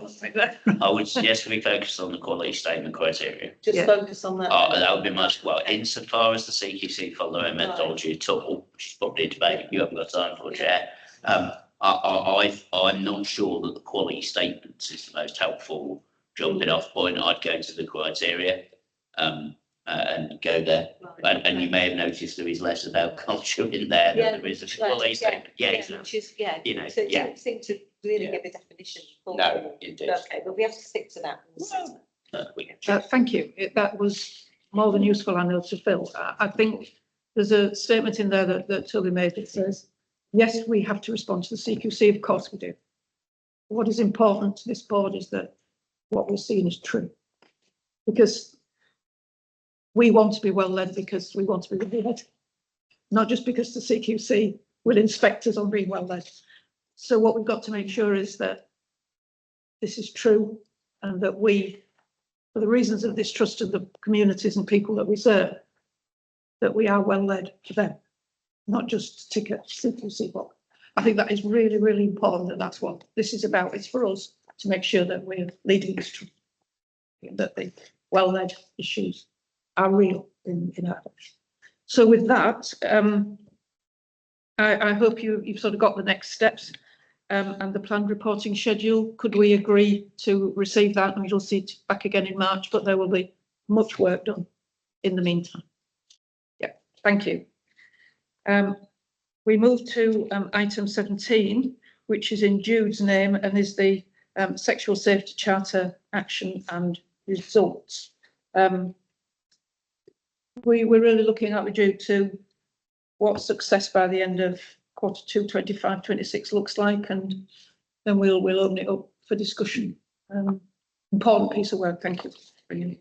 Thank you very much, Chair. So just to start to say that there is a caveat with this, knowing that we know at least 1 in 10 people who work in the NHS will have experienced sexual abuse at some point in their career. So we know people in this room and online are like to experience this, and therefore there is support for anybody that would need that after with myself or also with the back of the paper, agencies given. That said, I won't go all the way through the paper, but just to summarise, this paper gives a reminder of the charter we signed up to in 4-3 last year, the work that we've done, thinking about our baseline assessment, thinking about what failed us, and also the work we've done with national bodies. And I say we, particularly talking about Carleen and myself, as well as working with Boys and our safeguarding team. We fell into the national work, which has been around developing a consistent policy for organisations and also in terms of developing training. The suite of policies, assurance and training were released at the end of October. So this is being put through now, and we've completed the initial training, which is around 20 minutes if anybody would like to, and we want people to complete it. We have work to do in this area, as talked to in our staff story. Some of the restraint incidents, some of those incidents are related to sexual safety as well. However, we've got an 8-point plan related to the NHS England finding, but also got a personalised plan in the back of the paper. So if that's okay, I could take questions on. Yeah, thank you, Jude. It is incredible, isn't it? You've read the national reports, I'm sure, on the issues of sexual safety for NHS staff, both patient on staff and staff on staff. And I know it is distressing for us all to actually accept that these things happen to people in the NHS. But thank you to Jude for taking this work forward, and it's important that it's here this morning. So questions are welcome or whatever. Joe. Yeah, I think it's really good, Jude, and it's nice for us to start to get a feel for the extent of what we know so far, knowing that there needs to be reporting and so on. Have we done any discussion with networks or groups of staff around how they feel about this and how we should take it forward? Yeah, thank you very much. Yeah, so we have done some discussions, and I'll draw attention to 3 discussions permanently. So when we did the baseline data collection after we signed the charter, what we found is that over the last 5 years there was only ever females reported, and although we know females report at a higher rate anyway, then it would be very odd that none of our men in the organisation have experienced this. So some of the work we've been doing is speaking with people in our networks and particularly males around what reporting is and why people aren't reporting. And what you'll see in the subsequent data analysis is that we have had men reported. So that's one. The second is we've spoken about this in our women's network because women do experience this at higher prevalence than others, and we've also been working with our public health colleagues who've come into our women's network and done some work around safety. The third is that, as you'll see, our data that comes through our staff survey is different from the data that comes through our IL1. And so in the staff survey, the prevalence of reporting by our staff who identify as Black minority ethnic staff have reported a higher level of experience than we see in our IL1. So we've discussed this with our REACH network about what the differences are, and that has come through some discussions around different people's background, but also some religious connotations. So we absolutely discussed with our spiritual care team in terms of that. Thank you. Thank you. Is as Toby Carleen, or I can take Toby last if you want. Please don't Toby last. Okay. I'm not trying to. Okay. Is that? Yeah, thank you. My question is around sort of some of the touch points we have with our staff. We talked about sort of the Ardashian coming to the trust and got the acceptable behaviour policy, we've got the sexual safety charter. I'm thinking about how we might sort of set the scene of how we do things around here in those sort of instances. I'm thinking about the first time new training sort of there's some thought around introducing this as part of those touch points with people so that they've almost got an idea of what we're about as a job, how to get this that support. Absolutely, thank you so much. It's a huge point, particularly related to the last paper on one-led, and this is why Carleen and myself are working on this in terms of the LDO, and certainly the National Directors Network for Human Resources People's Colleagues have had this very much prime focus and how we all take responsibility. I guess some of the gap areas for us is where we see some reporting at in terms of our domestic safety, about health statistics and how we reach where we are seeing leadership at a different level. And that's where we use our things to get champions, of which we have a number of in those blocks as well. So we're working on that. Thank you. Toby next. Okay, so, Jude, thank you.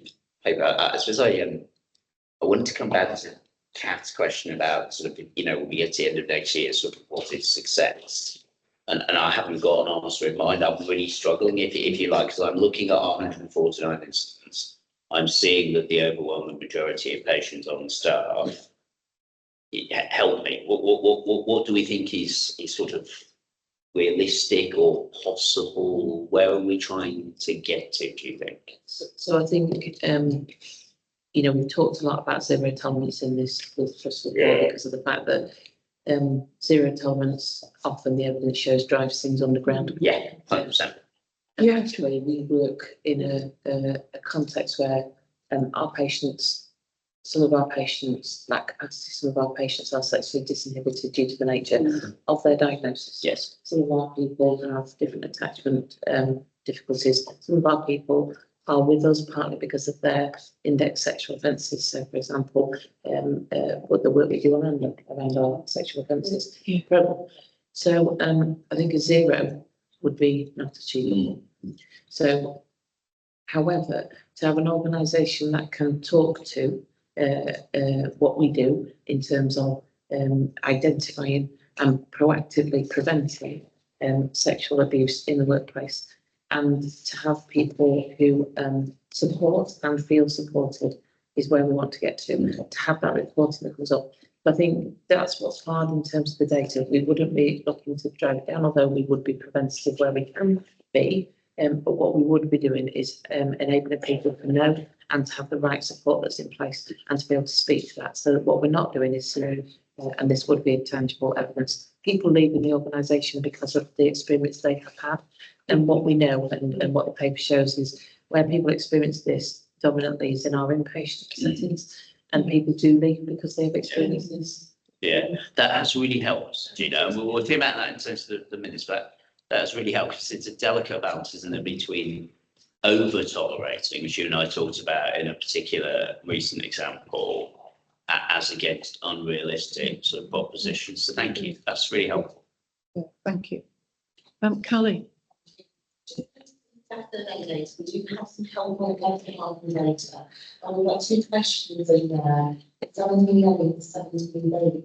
So the 17B question, so in relation to staff and colleagues abuse, you are rated equal to the best in that category, but patient staff, we've got significant work we do need to do in that area. But just to put in this context, some of the numbers, because we've got to remember these are individuals, these are our colleagues involved in all of this. So if wider scientists share that 1 in 4 women and 1 in 18 men have been sexually abused, for us, that equates to 849 women and 37 men within our dash. Our data reporting doesn't demonstrate that. We've touched on the India report, we've had discussions. How do we encourage those individuals moving forward? And also that cultural shift. So what was acceptable a number of years ago, and a small number of years ago, is very different now. And how do we encourage colleagues to share that? You've taken an approach to break these issues, the organisation isn't neutral. Yeah. Not to detract from that approach and dilute the impact. That's something we could also consider in this region. Sure. Definitely. Thank you. So in other words, the survivor or victim in more common language doesn't need to demonstrate the consequential effect of that. Yeah. Okay. I've got a question at the end which sort of builds on what Colin's just said. But Richard. Yeah, I think Colleen perhaps is far more eloquently covered. So I was being curious about the split by gender, because it's 6% is female, but that's 85% of our workforce. But then men is 6.1%, so slightly more. Like they might be proportionate to 15% of the workforce. We've got 11% prefer not to say.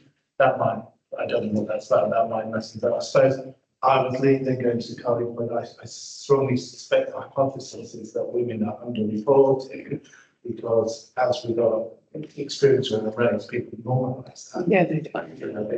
So that's my kind of race, right? So it's helpful to see this, but I was just really surprised to see that balance of ratio for women. So, Yeah, thank you, Richard. Dermot, you coming in? Yeah, really kind of welcome the paper. Just, do we feel that we've kind of got a robust methodology for kind of people that are with us transiently? I'm thinking like students, trainees, if we think of like some of the scandals that have happened, you know, obviously kind of GMC and sports line. Because yeah, I wonder if that's potentially another kind of area kind of where things would be underreported, especially power dynamics. And because of, you know, annual staff surveys, would it be brought out kind of in that way either? It's really important that you say that, Dermot. So what's under development at the moment is a portal for people to report, and that is all people, whether it's volunteers, people with lived experience, people as students, they can report through that, and they can do that anonymously, which would link with what you said around without proof that they'd like to go for that. What happens if someone reports and they are a student here, the employment organisation obviously isn't us, and we work with that organisation. Whilst we're progressing, and we were one of the early adopters for the charter, all NHS trusts have signed up, and a lot of the universities all signed up. So what we do is we meet in national meetings so that there is parallel processes, and we also join up that learning. So in short, yes, there is routes, and we would never exclude, even if it wouldn't be us that would investigate, and it would go into police or others. And that's a national portal, isn't it? Yeah, it's not national. Local portal, based on the national guidance for the portal. You might have answered it, but when we started to look at this as well, and taking, Connie, your point around it's an individual. Is there a thought process around when the incident happens, it's not within our dashboard world, and it comes, so and it's something happens that's actually within another organisation, but they may work here, or is there support mechanisms around that? Yeah, so unfortunately we do experience that, where we're working with our acute colleagues and we might be within their localities and equally in our communities in people's homes. So that's all taken into account, but dominantly where our incidents happen is on our patients. Yeah, thank you. That's a very good point. Steve. Yeah, I should just say fantastic paper, and just really welcome the discussion here at board, because it's not often that you are part of the board discussion. But this is something we discussed. I think due credit to the work that's been put into it. Again, at the RRI, it's an area that I have a significant specialist interest, having published a paper with a group of that we co-produced on it, due. So really just want to acknowledge that this is advancing some of that work, but certainly the CQC launched, and that's where it triggered from. So I just wanted to acknowledge the support. Yeah. Yeah, thank you, Steve. Just to bring this to a conclusion, Jude, it won't surprise you that did a lot of work on this ambulance for obvious reasons, and the vulnerability of frontline crews, female frontline crews particularly. One of the issues was what I don't like the term, but microaggressions or micro abuse that people particularly normalise, which shouldn't be normalised. So this is about culture, isn't it, and about banter, which is what we'll call it. So just a comment or two about how we're getting it into for staff to realise that they can report things like that as well as the more serious incidents. Yeah, it's a really interesting point you made about that. And so not only with the ambulance trust, but also with the police trust and the ambulance trust in the south that did screenshots of things that were just sent around on WhatsApps and things. And there were derogatory things around people with wearing handcuffs and having comments about what that meant sexually. And although people were saying this was in jest, it was very highly offensive. And it's just a joke. They were talking about how this translates. So what we've got is evidence of how people use this, and it goes down a slippery slope. So when we're having conversations either within the networks or on the half-day learn sessions, we reference this. When we've done the national training, it doesn't reference these sorts of things, but we certainly reference how there's a slippery slope. What can be perceived as just having a joke, and maybe not being a fun part of a group, so then what then transfers. The other thing we do is we talk about people's lived experience, and nobody knows what people's lived experience is. We know that people enter our work often with lived experience of abuse, and therefore we, particularly with our HR colleagues, look at how people experience when they're going through certain processes themselves. Yeah, absolutely. Yeah, absolutely. If I heard it once, I heard it a dozen times. Oh, she knew I was only joking. It's infuriating. Not accepting. Thank you. You are asked to note the content of the report in the ongoing work stream. So I'm assuming, Jude, at some point you'll report back. I mean, in whatever timescale you've got in mind. But this will be okay. Yeah, absolutely. Yeah, absolutely. Are we content with that? And thank you so much. Important today. And we will go to agenda item 18 from Dermot on research and activity in the trust. Dermot, fascinating paper. Thank you. Thank you. I'll obviously take the clue as read it because it is quite long. But just to briefly summarise it, obviously the paper is to kind of set out what is kind of research with the big R, and then kind of what some of the kind of other sorts of research activities with the small R, such as service evaluation, audits, etc., which might kind of be considered kind of research in kind of the broadest terms. The paper also kind of talks through some of the key focus areas for the R&I plan, which are dementia, ADHD, virtual technology-based care, improving physical health care with people with mental health conditions, community-based R&I across the lifespan, and lastly, health services research. Also goes to list obviously some of the activities under each of those areas in the first appendix. The paper goes and talks about what some of the barriers that have been perceived to be across the organisation in becoming more research active, such as people considering research takes a long time to get going, so I don't have time to get started, I don't have enough time to do it, issues about whether or not you can see immediate relevancy of the projects. And some of the positive things that I think that Random Research is trying to do is making use of the SORT tool. And so that's been piloted in the children's care group. And that's a tool kind of looking at organisational readiness for research. And when you follow through that methodology, it also generates a list of, well, it informs potential action plans to increase research readiness. So that's something that's in progress. It's not been completed with the children's care group yet, but that is something that, if it's successful, potentially that's something that we might want to kind of look to kind of roll out to the other areas across the organisation as well.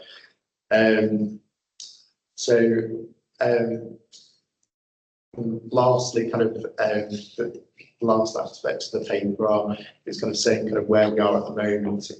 There's the research scorecards which go through where we are with the various care groups and their research activities. Also listed is how we're doing with our various portfolio studies. And that is actually a bit of positive news in terms of how well we've done in terms of recruiting. I think those are the main points. And then lastly, there's the R&I plan campaign in Appendix 4. Happy to take any questions. Yeah, thank you, Dermot. It's really good to be talking about this morning. Richard. I mean, definitely good to be talking about it because it's a valued area of my personal view. Dermot's father led me into research, GP, the value of it's very easy to be around the table to go, of course, research is important, next item on the agenda thing, but there are some really big pluses, and I think Ardash can sell itself better in this context. Patients love research. That's the first thing. They really think that this is great and they want to be involved. So we should never stand back from being too busy, as you say. Then trying for, there are obstructions to it. It can be an income generator, and people talk about big pharma and influence and so on, but actually getting involved in pharmaceutical company commercial research and a reputation for it can actually bring income into the trust. I was involved at CRN level at clinical research level with the IR, National Institute for Health and Research. And we brought money into our GP practice whilst patients loved it as well. So two can go to that. And the final part of that is it can actually that will recruit because a really research driven area you don't necessarily think actually think teaching so really pushing that. And then just one specific really on 96 was the detailed reports, grants and ELIs. It said that some of the ELIs expression of interest, were declined because the studies were looking for big sites, patient identification centres.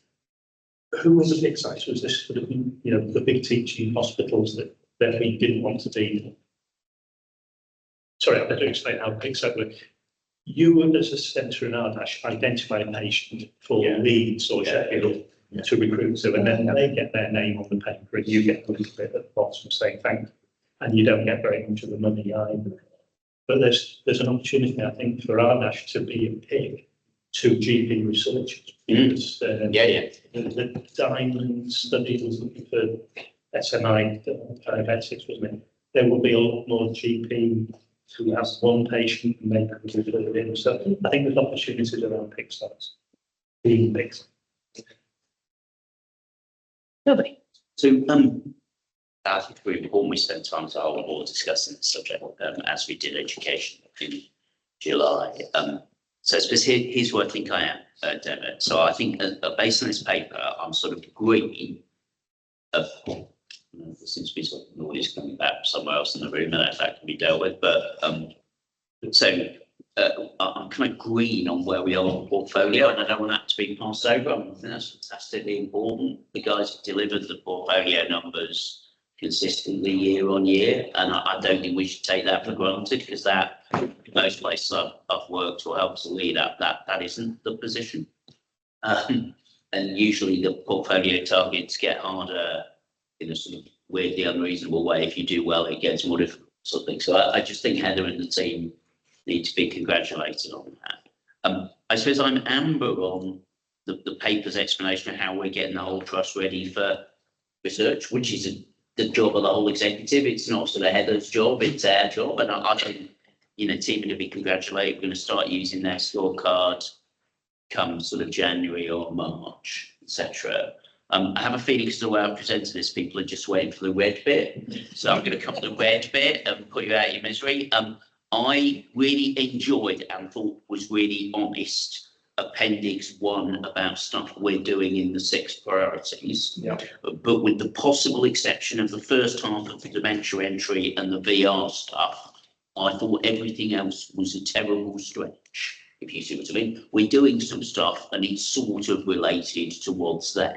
So what I've taken from that is that we as a leadership community need to work with you and others to think about, well, what do we need to see in those boxes? Is that fair? So it's not criticism, it's simply, I think the green bit's green, but the red bit is probably where we need to put a bit of effort in Q4. And, when we get to health services research, as you and I talked about, we're basically not doing very much at the minute. We need to think about how to do it. I hope that's been heard constructively. That'd be kind of where I am. And then final comment is towards the end of the discussion. Could you just enliven the room with a bit of psychedelics conversation? Is that all right? Let's have a discussion on the paper, but then I know you and I want to get psychedelics in at the end, so I'll just keep everyone interested. I did tell him at the briefing that I'm the only one old enough in this room to remember psychedelia.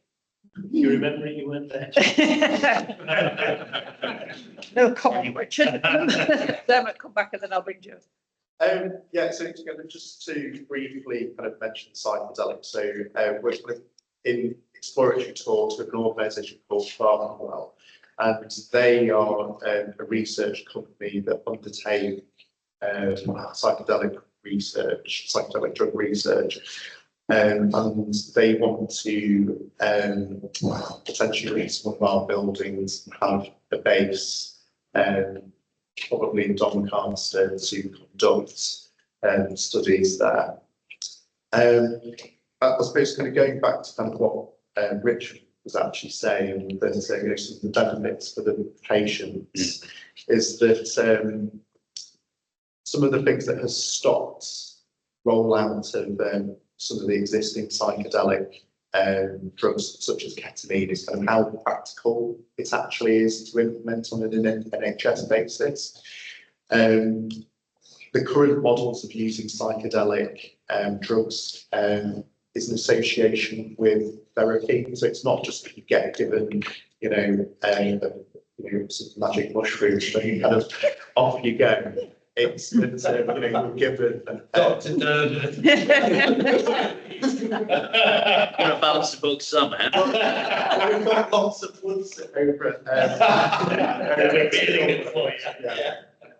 No, but obviously that they would give kind of appropriate doses of these active compounds, then that it's used to assist therapy and to kind of combine, the therapy and the dosing. With very specialist pharmacy, these are Schedule 1 drugs. You need special Home Office licenses to have them and store them.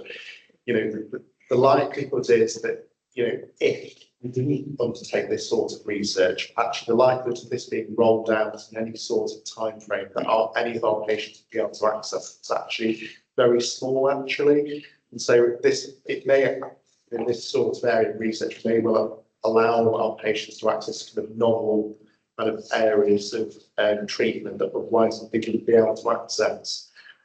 So I think there is that kind of big potential benefit, and it's actually one of the kind of the big areas of drug research that's happening in mental health at the moment.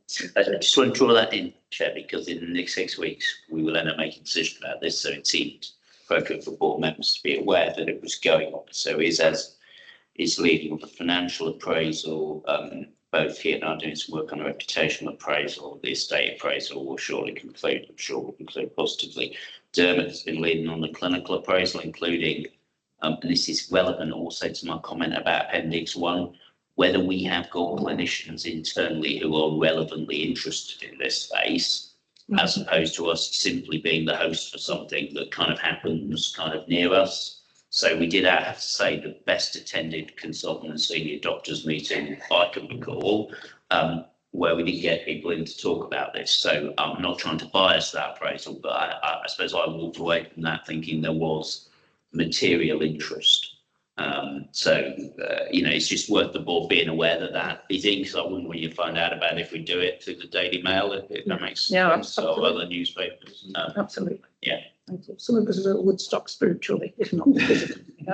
Yeah, a couple of points. Dr. Mike Senator Ratney informed us last year that he was going on Pointless and told them about his work on magic mushrooms. So we did ask him to be careful about how he talked about that on the program. Yeah, as you say, totally the public understanding of that's important. But on a more serious note, we need to work on one of our missions in our new charity, Hearts and Minds, is about progressing research. I think we need to pin down as a trust where we think we should focus the fundraising for that. As Richard said, patients, communities are really interested in that. They're likely to be motivated to donate to that purpose if they can see that reason and hook. So we need to look at that. So it's not necessarily an area that perhaps grounded research are already doing and bringing in schemes and incomes for. Where else across the trust might we want to focus on? So perhaps have a conversation about that, don't we? And we've had some broad discussion, but we really do need to pin it down now. Thank you. Could I join in those conversations as chair? Because I help me understand it better as well. Yeah, okay. Thank you. Yes, probably that's good. Dave and Richard. Dave. Thank you. So I read the script for Friday night, and it's research is a part of everyone's job. Yeah. And the data is 2.6% of the lot. So I think it was a statement to the intent. It was. So I guess what that observation that time is the unit of currency because capacity. You do all of us do urgent rather than necessarily important, but this is important and potentially always falls off the list. So as we have done a seismic change on the learning half days, at some point, do you see a big organisation-wide thing that what it is? It would need a big breakthrough thing to create some capacity and time to live by that statement and be as part of it. I think there's multiple kind of streams that are going to feed into this because, potentially, going back to some of the points that have already been made, if there is greater involvement in commercial research, that is actually generating and then potentially that can actually pay additional staff time to kind of be recycled into that. There's kind of other kind of important work streams. Looking at certainly, I'm aware of the kind of medical staff and how we can utilise their SPA time, and potentially we can look at kind of to such a kind of commission some of the sessions, for research activity, such that that's kind of able to kind of give people dedicated time to get involved in research, and obviously it's not just dependent on doctors, it's going to depend on other staff, so you just kind of need to kind of view that. But I think there's kind of multiple ways to kind of try and free up staff to be involved in this. So yeah, without the staff time, it won't work. Thank you. So Richard and then Jude, and then we'll answer, and then we'll come to conclude. I think there's two quick points. So we talked a lot about staff. I suppose in terms of people coming to, if we're a community power organisation, we will be supporting our communities to be able to on that. So I think we need to make sure that if we are truly community power, we will see trusting the quality, putting the infrastructure. It's not just staff. I think the other bit is there's also connectivity. So there is a national research centre in Sheffield for children.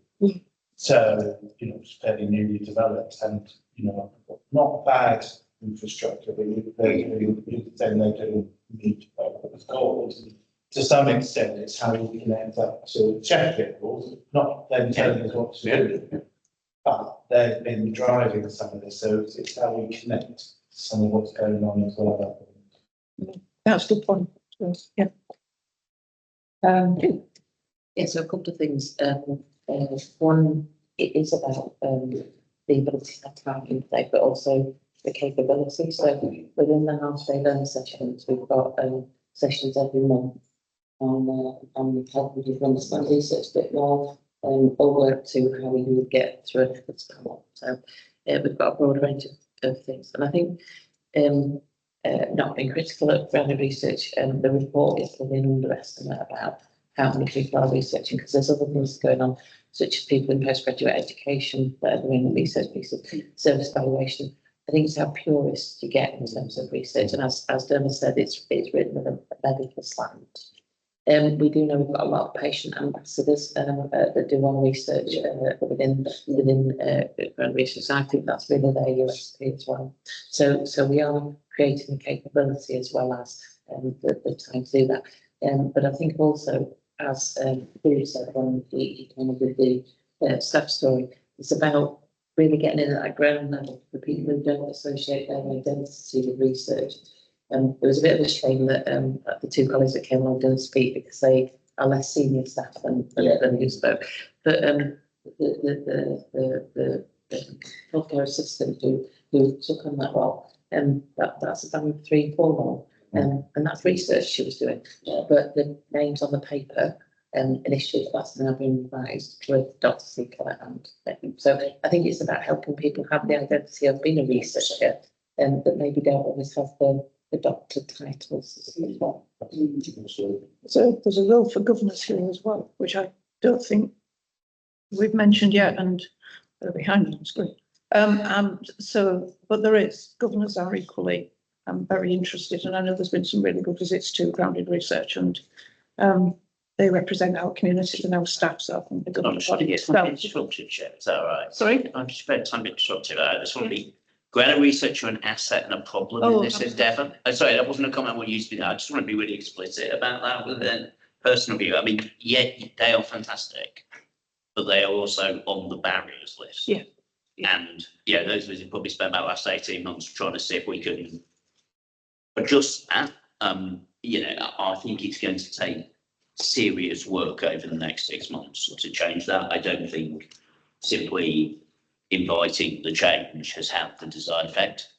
You know, I'm proposing to launch a whole subject in this matter, but I just think we need to recognise that the excellence of grounded research is an inhibitor as well as an enabler, and we've got some work to do in that space. Yeah, absolutely. Take your point. Last one, Sarah.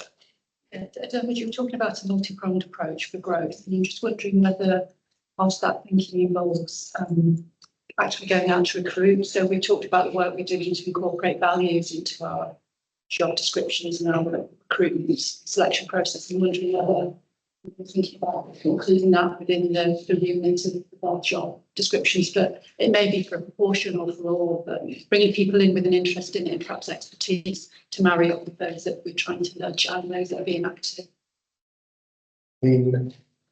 Just in terms of kind of the real life experience we've had, so there was a colleague that we kind of recently interviewed, and you know, she had a choice of perinatal jobs in Sheffield and perinatal job in Rotherham. And the reason why she had a heart set essentially on ours was the ability to get involved in research. And so we already had some tangible benefits from kind of that exact approach. And I was at that interview, wasn't actually on screen at the time.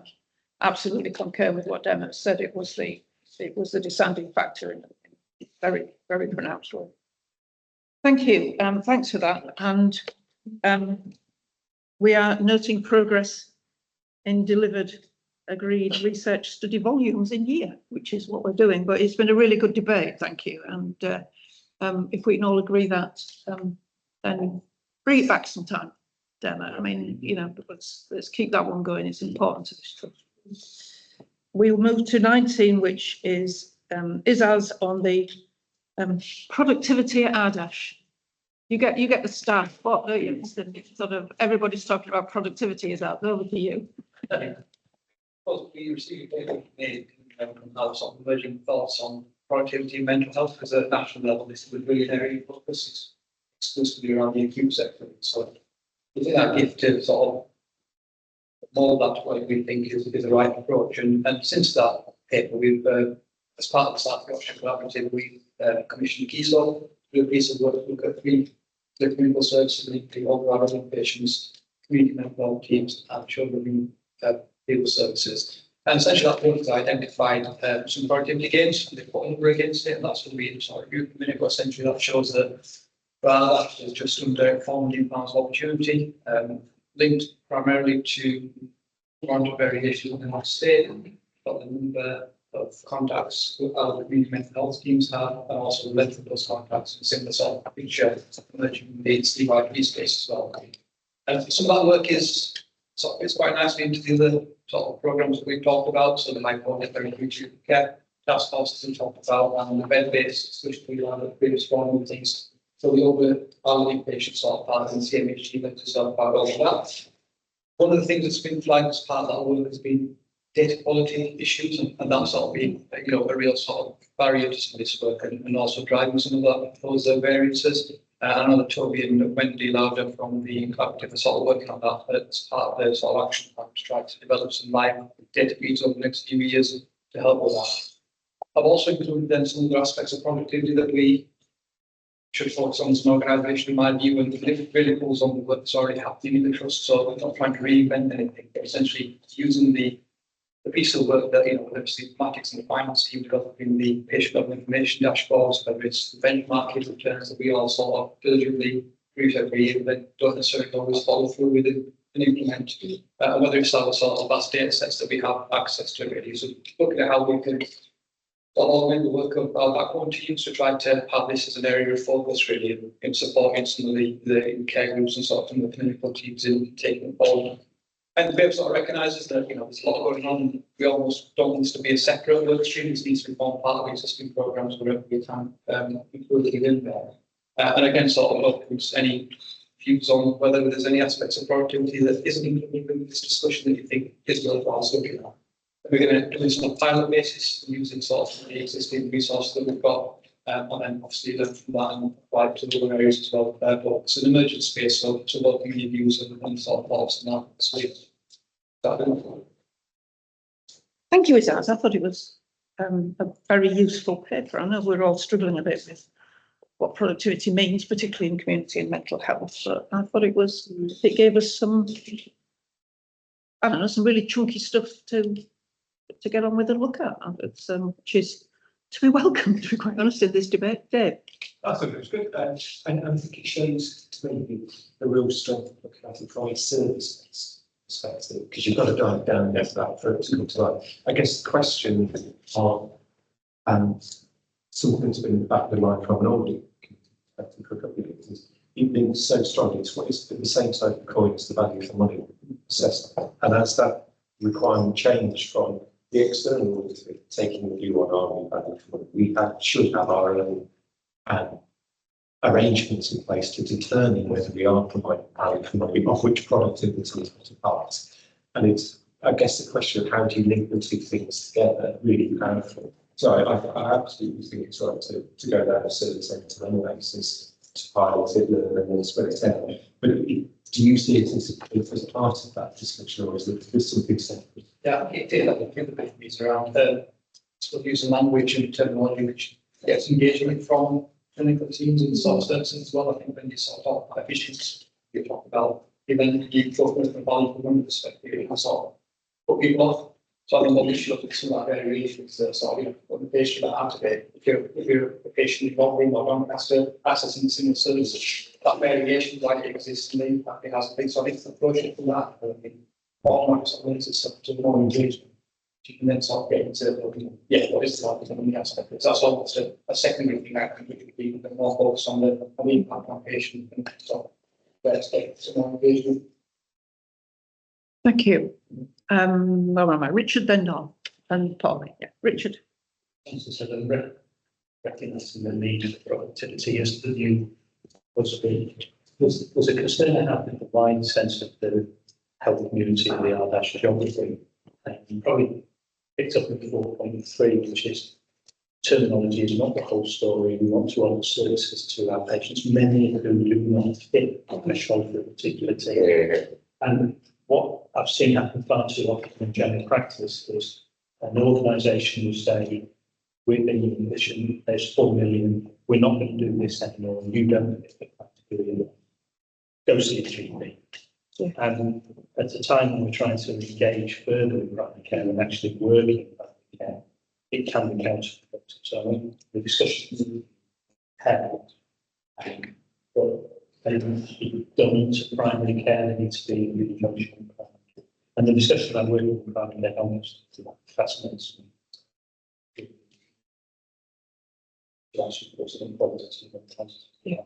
Yeah, thank you, Richard. Don. Just wanted to review all the comments that have been made about how we use this information with clinicians. So over my years in the NHS, I've seen quite a few reports produced around productivity, and they can be really useful. And it's a really great opportunity to explore with clinicians and others what can be done really well for patients and people, that makes us more effective and more productive. But it's not a figure to chase. And I've seen it done both ways. So I'm really pleased to see the paragraph in here about working with clinicians to explore what's been identified here in terms of where we can be more productive and more efficient and more effective for patients. So the language is so important. Thank you, Don. I've now got Pauline, then Richard, then Phil, then Toby. Pauline. Yeah, I thought it was a really key paper, and I know we talked about productivity quite a bit in FD, it's not to forget. And I can just see there's a cross-community sort of role here, and we join up certainly the quality how it affects patients and staff, and then back into FDEs. I think that's a real good cost-cutting piece for me. But I also think about integrating what we're already doing, because I know when we talked about productivity at FDE, looked at benchmarking, cost analysis, we have had the challenge and pushback around capability and capacity to actually add more to the list. So I think it's great. You just need to get joined up on how we do this and tackle it. And I've been listening to some of the pushback I've had about, I get enthusiastic about these exercises and say, yes, but let's get the right resource in place. But I think you've got to balance right, positioned it, and fully supportive, and certainly my committee would be very supportive of it. Yeah, thank you, Colin. That's good. Richard. Yeah, obviously, is that I did chat some of this through, quite a lot. I won't go through all of it. I think where to start is a helpful way to frame some of this. In well rehearsed in the NHS and in that like packs thing point there. So I think it's helpful because it talks about our red faith, which is yes, that's what we're saying. So I think it's that's really helpful. I do always bring this group back to the infrastructure to support this. So while we're talking about data quality, it's not great at all. We don't do caseload management particularly well. So identify patients of each, patient A, why are you doing that? And actually what you implement that in clinicians and go, well, your performance managing me having done.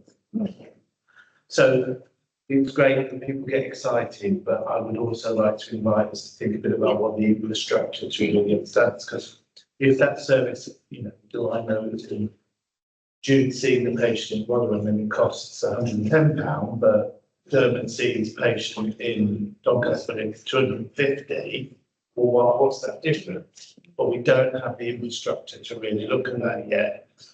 And that's where the final bit for me is, it's great talking about 3.7. How do you pull the money out of the service? Yeah. Because what happens is, well, we need it here, or it's going to go here. Well, oh, great, I'm not doing that now. But I agree with Dawn, most effective. There's not as much in digital as I thought it would be in here. Because, you do know clinicians spending far too much time doing that. Yes. And you can say it to a clinician, I will create 2 more contacts where you see more patients face to face, do what you're good at, and away from this bit here. That's a good selling point. And I just wondered if some of that needs to sort of spur up in every bit, because clinicians will buy that. I get to see more patients, and that's what I'm here to do. Sorry, that was quite a lot there. No, it's not. It's very important, Richard. Can I take Phil and then I'll Phil next, please. I think I was drawn to the inappropriate referrals comment around the GP, and I think as Richard has said, it'd be fascinating to see how that's worked through with BCD. I just wondered more broadly, are there other external influences on our productivity that we also need to address? I know we've talked as an exec team about the draw from system and other areas where for our time we're going to meet, but are there other external influences that again we might want to address and try and respond to that might help us with our productivity? Yeah, I suppose any part of the review sort of issue will write down what the capacity and the most that I want the stands all the influence of the services. So that's something I think we could do any sort of pilot that we initiate for companies. We're always in charge of our own lives, are we? Absolutely. Toby. So 2 quick ones. One mention. So the first one, I think I agree with Richard thought that para 4.3 might be worth drawing through somewhere into the action log and making sure we see through over the next 6 months. I think it's potentially quite an important piece of work. Because I think we did hear at the AGM, and we know it's in lots of other ways, that there are a lot of patients who slip between things. And a bounce between things. The conversation I've been having with a number of community-based teams is, where is the conversation that says patient X, where's patient X's best fit? Well, patient X doesn't fit there, or there. And, you know, it's easy to say that as a non-clinician, but it does seem to me it'd be useful to establish how we're doing that. So that was sort of my first point. My second point, I guess, is, and I know the list of things that is in section 8 isn't meant to be comprehensive, you know, it's illustrative, and that's fine. I think Dialogue Plus is potentially very, very relevant to this space.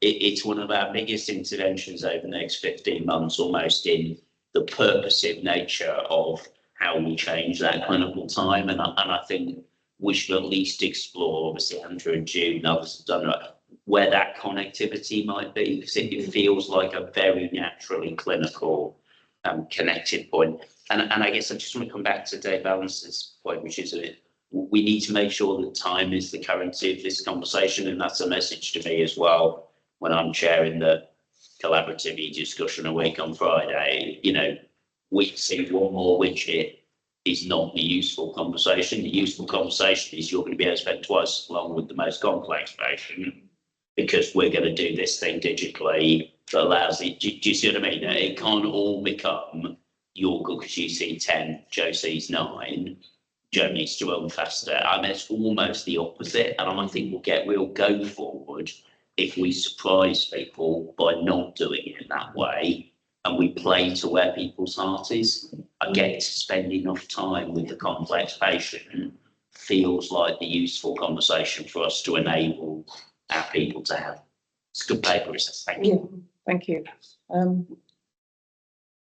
There are several things we need to do. One is to receive and note the update on the PISA work. Is that how you pronounce them? It is indeed. And the potential productivity gain of 3.8 million. Up to 3.8 million. No, if it doesn't, if it doesn't, I ask the resolution to be amended. I did wonder. Up to 3.8 million. That might be £1.50. Yeah. But I just read it halfway through the debate and I thought, I'm not quite sure if we're doing that yet. Up to 3.8 million.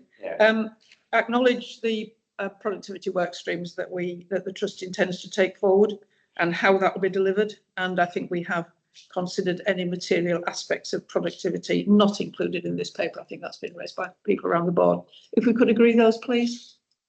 Thank you, and thanks, Izaz. As I always said, I think it's easy to do productivity in an acute. I'm not quite sure if that's true, but in the you've got in one end and out the other, but it's really complex in mental health and community. I think it's a good job. Thank you, Izaz. Item 20 is over to promises 6, 7 and 8 and about accelerating our delivery, and is in Joe's name. Thank you. Maybe after we've accelerated promises 6, 7 and 8. If we had done 5 as well, we could have had a step song, couldn't we? That's Scotland, Joe. You could have had a bit of a jig about. Right, thank you very much. What the purpose of this is to start to look at what might be, if anything, getting in the way of us making progress with some promises, and how do we accelerate them to get to the finish line. And there'll be a suite of these over a period of time. And we're starting off with 6, 7 and 8 because they do tend to link together, sit well under strategic objective 2 and health inequalities. So promise 6, as you will know, is around poverty proofing all of our services by December 2025. So we have engaged with Children's North East after a competitive process. They've worked with us on our 3 pilots: podiatry in Doncaster, CAMS in North Lincolnshire, and early intervention in psychosis in Rotherham. And they've gone really well. The teams have really engaged with this. We are working with patients and communities to get their views, and we've seen the first draft report for podiatry, which is really, really interesting, and identifies opportunities for how we can reduce the impact of poverty on people's ability to access services. One example from podiatry, just to make it feel real: a number of patients have to come every week to have something treated on their feet. They have to get the local bus. It takes a huge amount of time. They can't afford the bus fare, and therefore they're not remaining compliant with their treatment. So there's a number of findings in there, and the team are really motivated and engaged in how they can address some of those issues. So the challenge for us is, how are we going to go through that process for every service? And we're talking up to, depending on the services, 140, 150 services. So we have a decision to make, I think. One is that, do we carry on with the process that we've used for the pilots, and we've just started the next 6 services, which has proved to be really effective and is building up staff's understanding and confidence in talking about poverty with patients and making it a change to have a good effect upon their access? Or do we streamline that process, make it much shorter, so that we can get all those services poverty proof by December of next year? So that I think the challenge and question is, do we stick with the methodology and allow some of the time to slip, or do we streamline, hit the target, but perhaps not have the same impact upon our workforce and understanding? So that's the first on Promise 6. Promise 7, we have gone through all of the core 20+5 areas. We've pinned down those that are relevant to our services. We're clear what we need to do. The challenge we have there relates to some of the data and information that exists about some of those patient cohorts, both within our own organisation and primary care.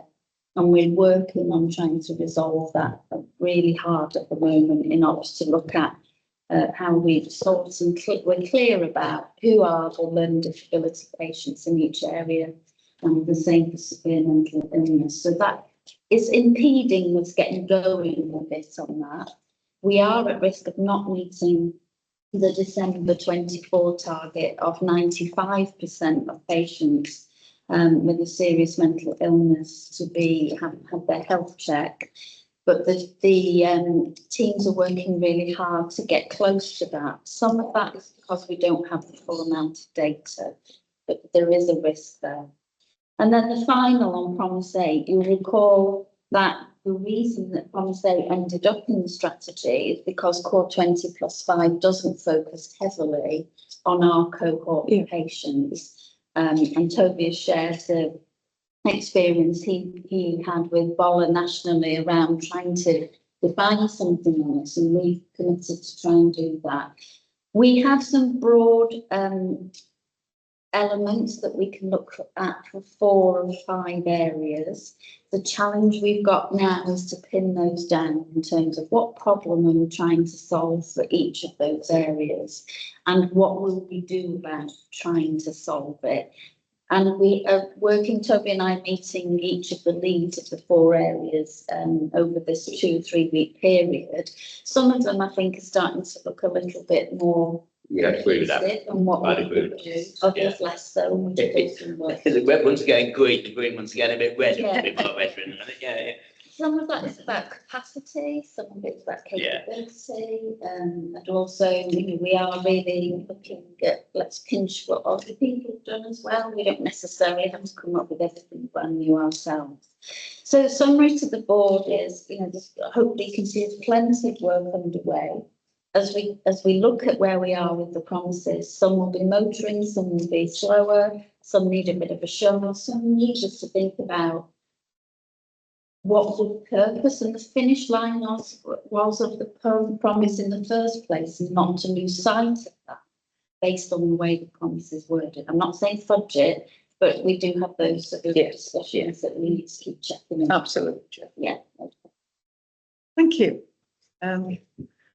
It's really good, isn't it, to know that we do treat these promises seriously, and that we are aware of slippage and what we're doing and everything else. That it's not just a thing on a wall, really. Richard. Yeah, just one element of the Promise 7. So Joe's right. There are in some of the areas there's 4 lists. So and I think as we've got into this work, it's so who's this is. Right, so by December, and we're very carefully tracking budget, at the end of December, this year, we'll meet in all of the areas 95% on our ash list. But that is the ash list, and what we're trying to currently develop. So I met with senior ICD leads, 3 places like Derry, do that. Now that might sound great and quick, and you know, it's like that nothing's as quick to our policy. We would lean towards it being quash. So and the GPs get paid for about up to 66%.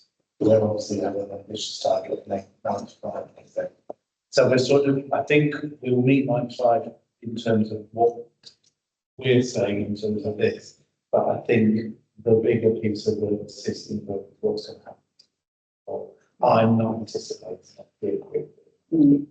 Thank you, Richard. So some realism, really. Can I come in on that subject? Yeah, go on. So, Yeah. So I'm with all of that, and as I said, the quality committee, I think there is a material difference between the lack of an aggregated list for learning disabilities and the quality risks, safety risks created by the lack of an aggregated list for serious mental illness. So I think we agree on that. Getting to a point as a system in the first 6 months of 2025 where we have got an aggregated population view of people with serious mental illness feels to me like it almost transcends the promises and is a safety question for our system. To be clear, we're not an outlier nationally. I'm sure lots of people have got this issue. I don't care about that. I'm interested in whether we've got a list. So I just wanted to sort of draw that sort of particular distinction and also obviously open up my narrative to challenge. But I do think the lack of a single SMI list is a genuine sort of safety issue for the populations that we serve. I've got Lee and then Richard and then Phil. Lee. Thank you. Yes, it was on point 6 around property proofing the attendance gap for appointments. And I guess I'm just interested to know if there's been any work on understanding what some of the barriers are a little bit more rather than just some of the actions or making assumptions, whether those are practical or emotional or societal.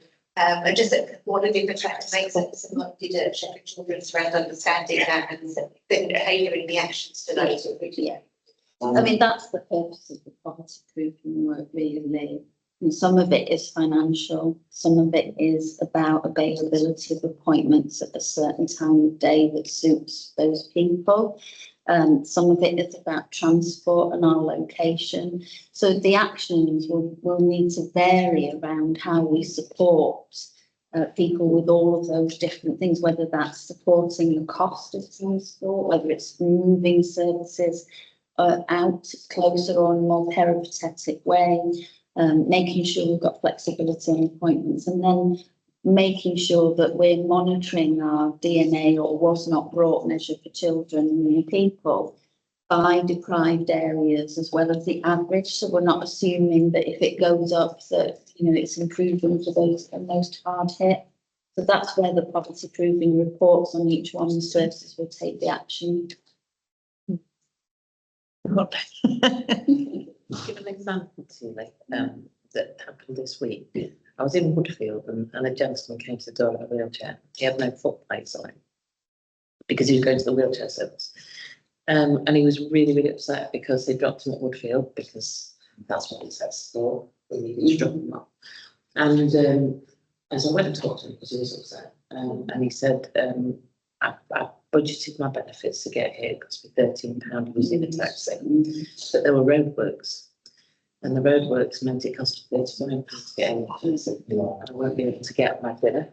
You can't, because I've injured my shoulder, wheel myself up to the wheelchair centre. I can't. And I've got no foot plates. I took him out to the wheelchair centre and wheeled him up there. He gave me consent to do that. But the real story of seeing just this week that you can change stuff, you can change where things are and everything.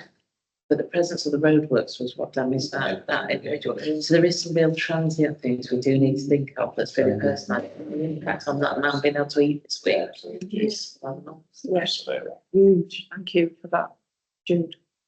I've got Richard, then Phil, and then Richard. Yeah, no, Sorry, Richard, t'other Richard. One of the other Richards, Richard Bob. Just from me to you. Then Phil, then you. Firstly, to complete you totally on the issue of estimisation being a risk. And it goes back to not just being green for CQC, you don't have a reason and slightly. Bit of caution about the GP qualifications. There's a perverse incentive to get threshold, therefore you don't want to know that that person's got a significant conviction. And probably the exception, but don't bank on GPs registered. But then promise 6, so we want to do we do this at 100 million? Yeah. I would just presume that the podiatry experience is going to be replicated across so many services. It seems unnecessary to duplicate it in the except you then lose the staff value. The story there is just hideous, isn't it? But pragmatically, there are going to be a number of key things that just come out. I think you There are going to be themes, and we will be looking at how we do those and in action. It may be that we reach a point where we say we've done enough of the audit assessment of poverty proofing, but we still want to do some work on awareness raising and increasing staff knowledge and confidence in dealing with it. Thank you, Joe. Where am I, Phil? Just following on that last point, I think I just wanted to make sure we don't miss the link to the strategic delivery risk on this objective as well, where we absolutely recognise that the ability of our leaders to have the time and the capacity and the ability to have those conversations is the pivotal risk that we identify there. So we've acknowledged it, but I think we need to make sure we're very clear that in this conversation, that's where we've registered it. We know we're doing things within there to try and address that, but we said it was a pivotal thing. And it's not just our leaders, and we are working with citizens' advice in all 3 areas, and we're going to be putting in something that has them much more embedded in what we do, and that they're providing that capacity and capability. We're not just signposting and expecting everybody to remember what they need to say, but it is important. You know, at what point do people think, oh, by the time I've mentioned every single thing I should mention in this contact with this patient, I'm not going to have time to do my clinical work, so it's trying to get that balance. Yeah, a really important area, and it's subject to our word as it's what in terms of from 6 is around what we would call DNAs. The subtext to that might be the patient who is engaged. It's attesting out what our services are doing in relation to people who they're disengaged. Actually, the beautiful example of what's going on. It's a whole different ballgame. I think as well, just Josie is looking at where what's not raw in terms of children sits over areas of health population challenges, for want of a better word. So, you know, I think there's some really targeted work that we need to be doing that, and me working involved children's about some of the work that do that, but that applies to adults. I'm going to add in the productivity workers improve our DNA. So by seeing more people, we'll see more productive work, we'll see more vulnerable patients. Yeah. So DNA, Alex, DNA.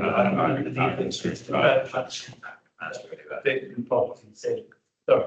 Yeah, no, absolutely. It's a paradoxical comment, if I may, on a useful paper. I think so. We will have the discussion about how we're going to approach poverty proofing, and the paper says we decisions by January, and I'm sure we will. And so, in some ways, I'm at the moment inclined to be quite relaxed about the time, providing I've got a programme that is going to deliver. If that makes sense. And I'm much more fussed about this and say, Joe, getting data advice in. Meaningfully in by the time we get to Easter. I think that's quite an important symbolic thing that backs off this promise. So then the paradox is, and I'm being relatively relaxed about promise 6. One of the barriers on promise 8 from doing the conversations with teams, one of the barriers, not the only ones, is learning to be really obsessive just about the measure.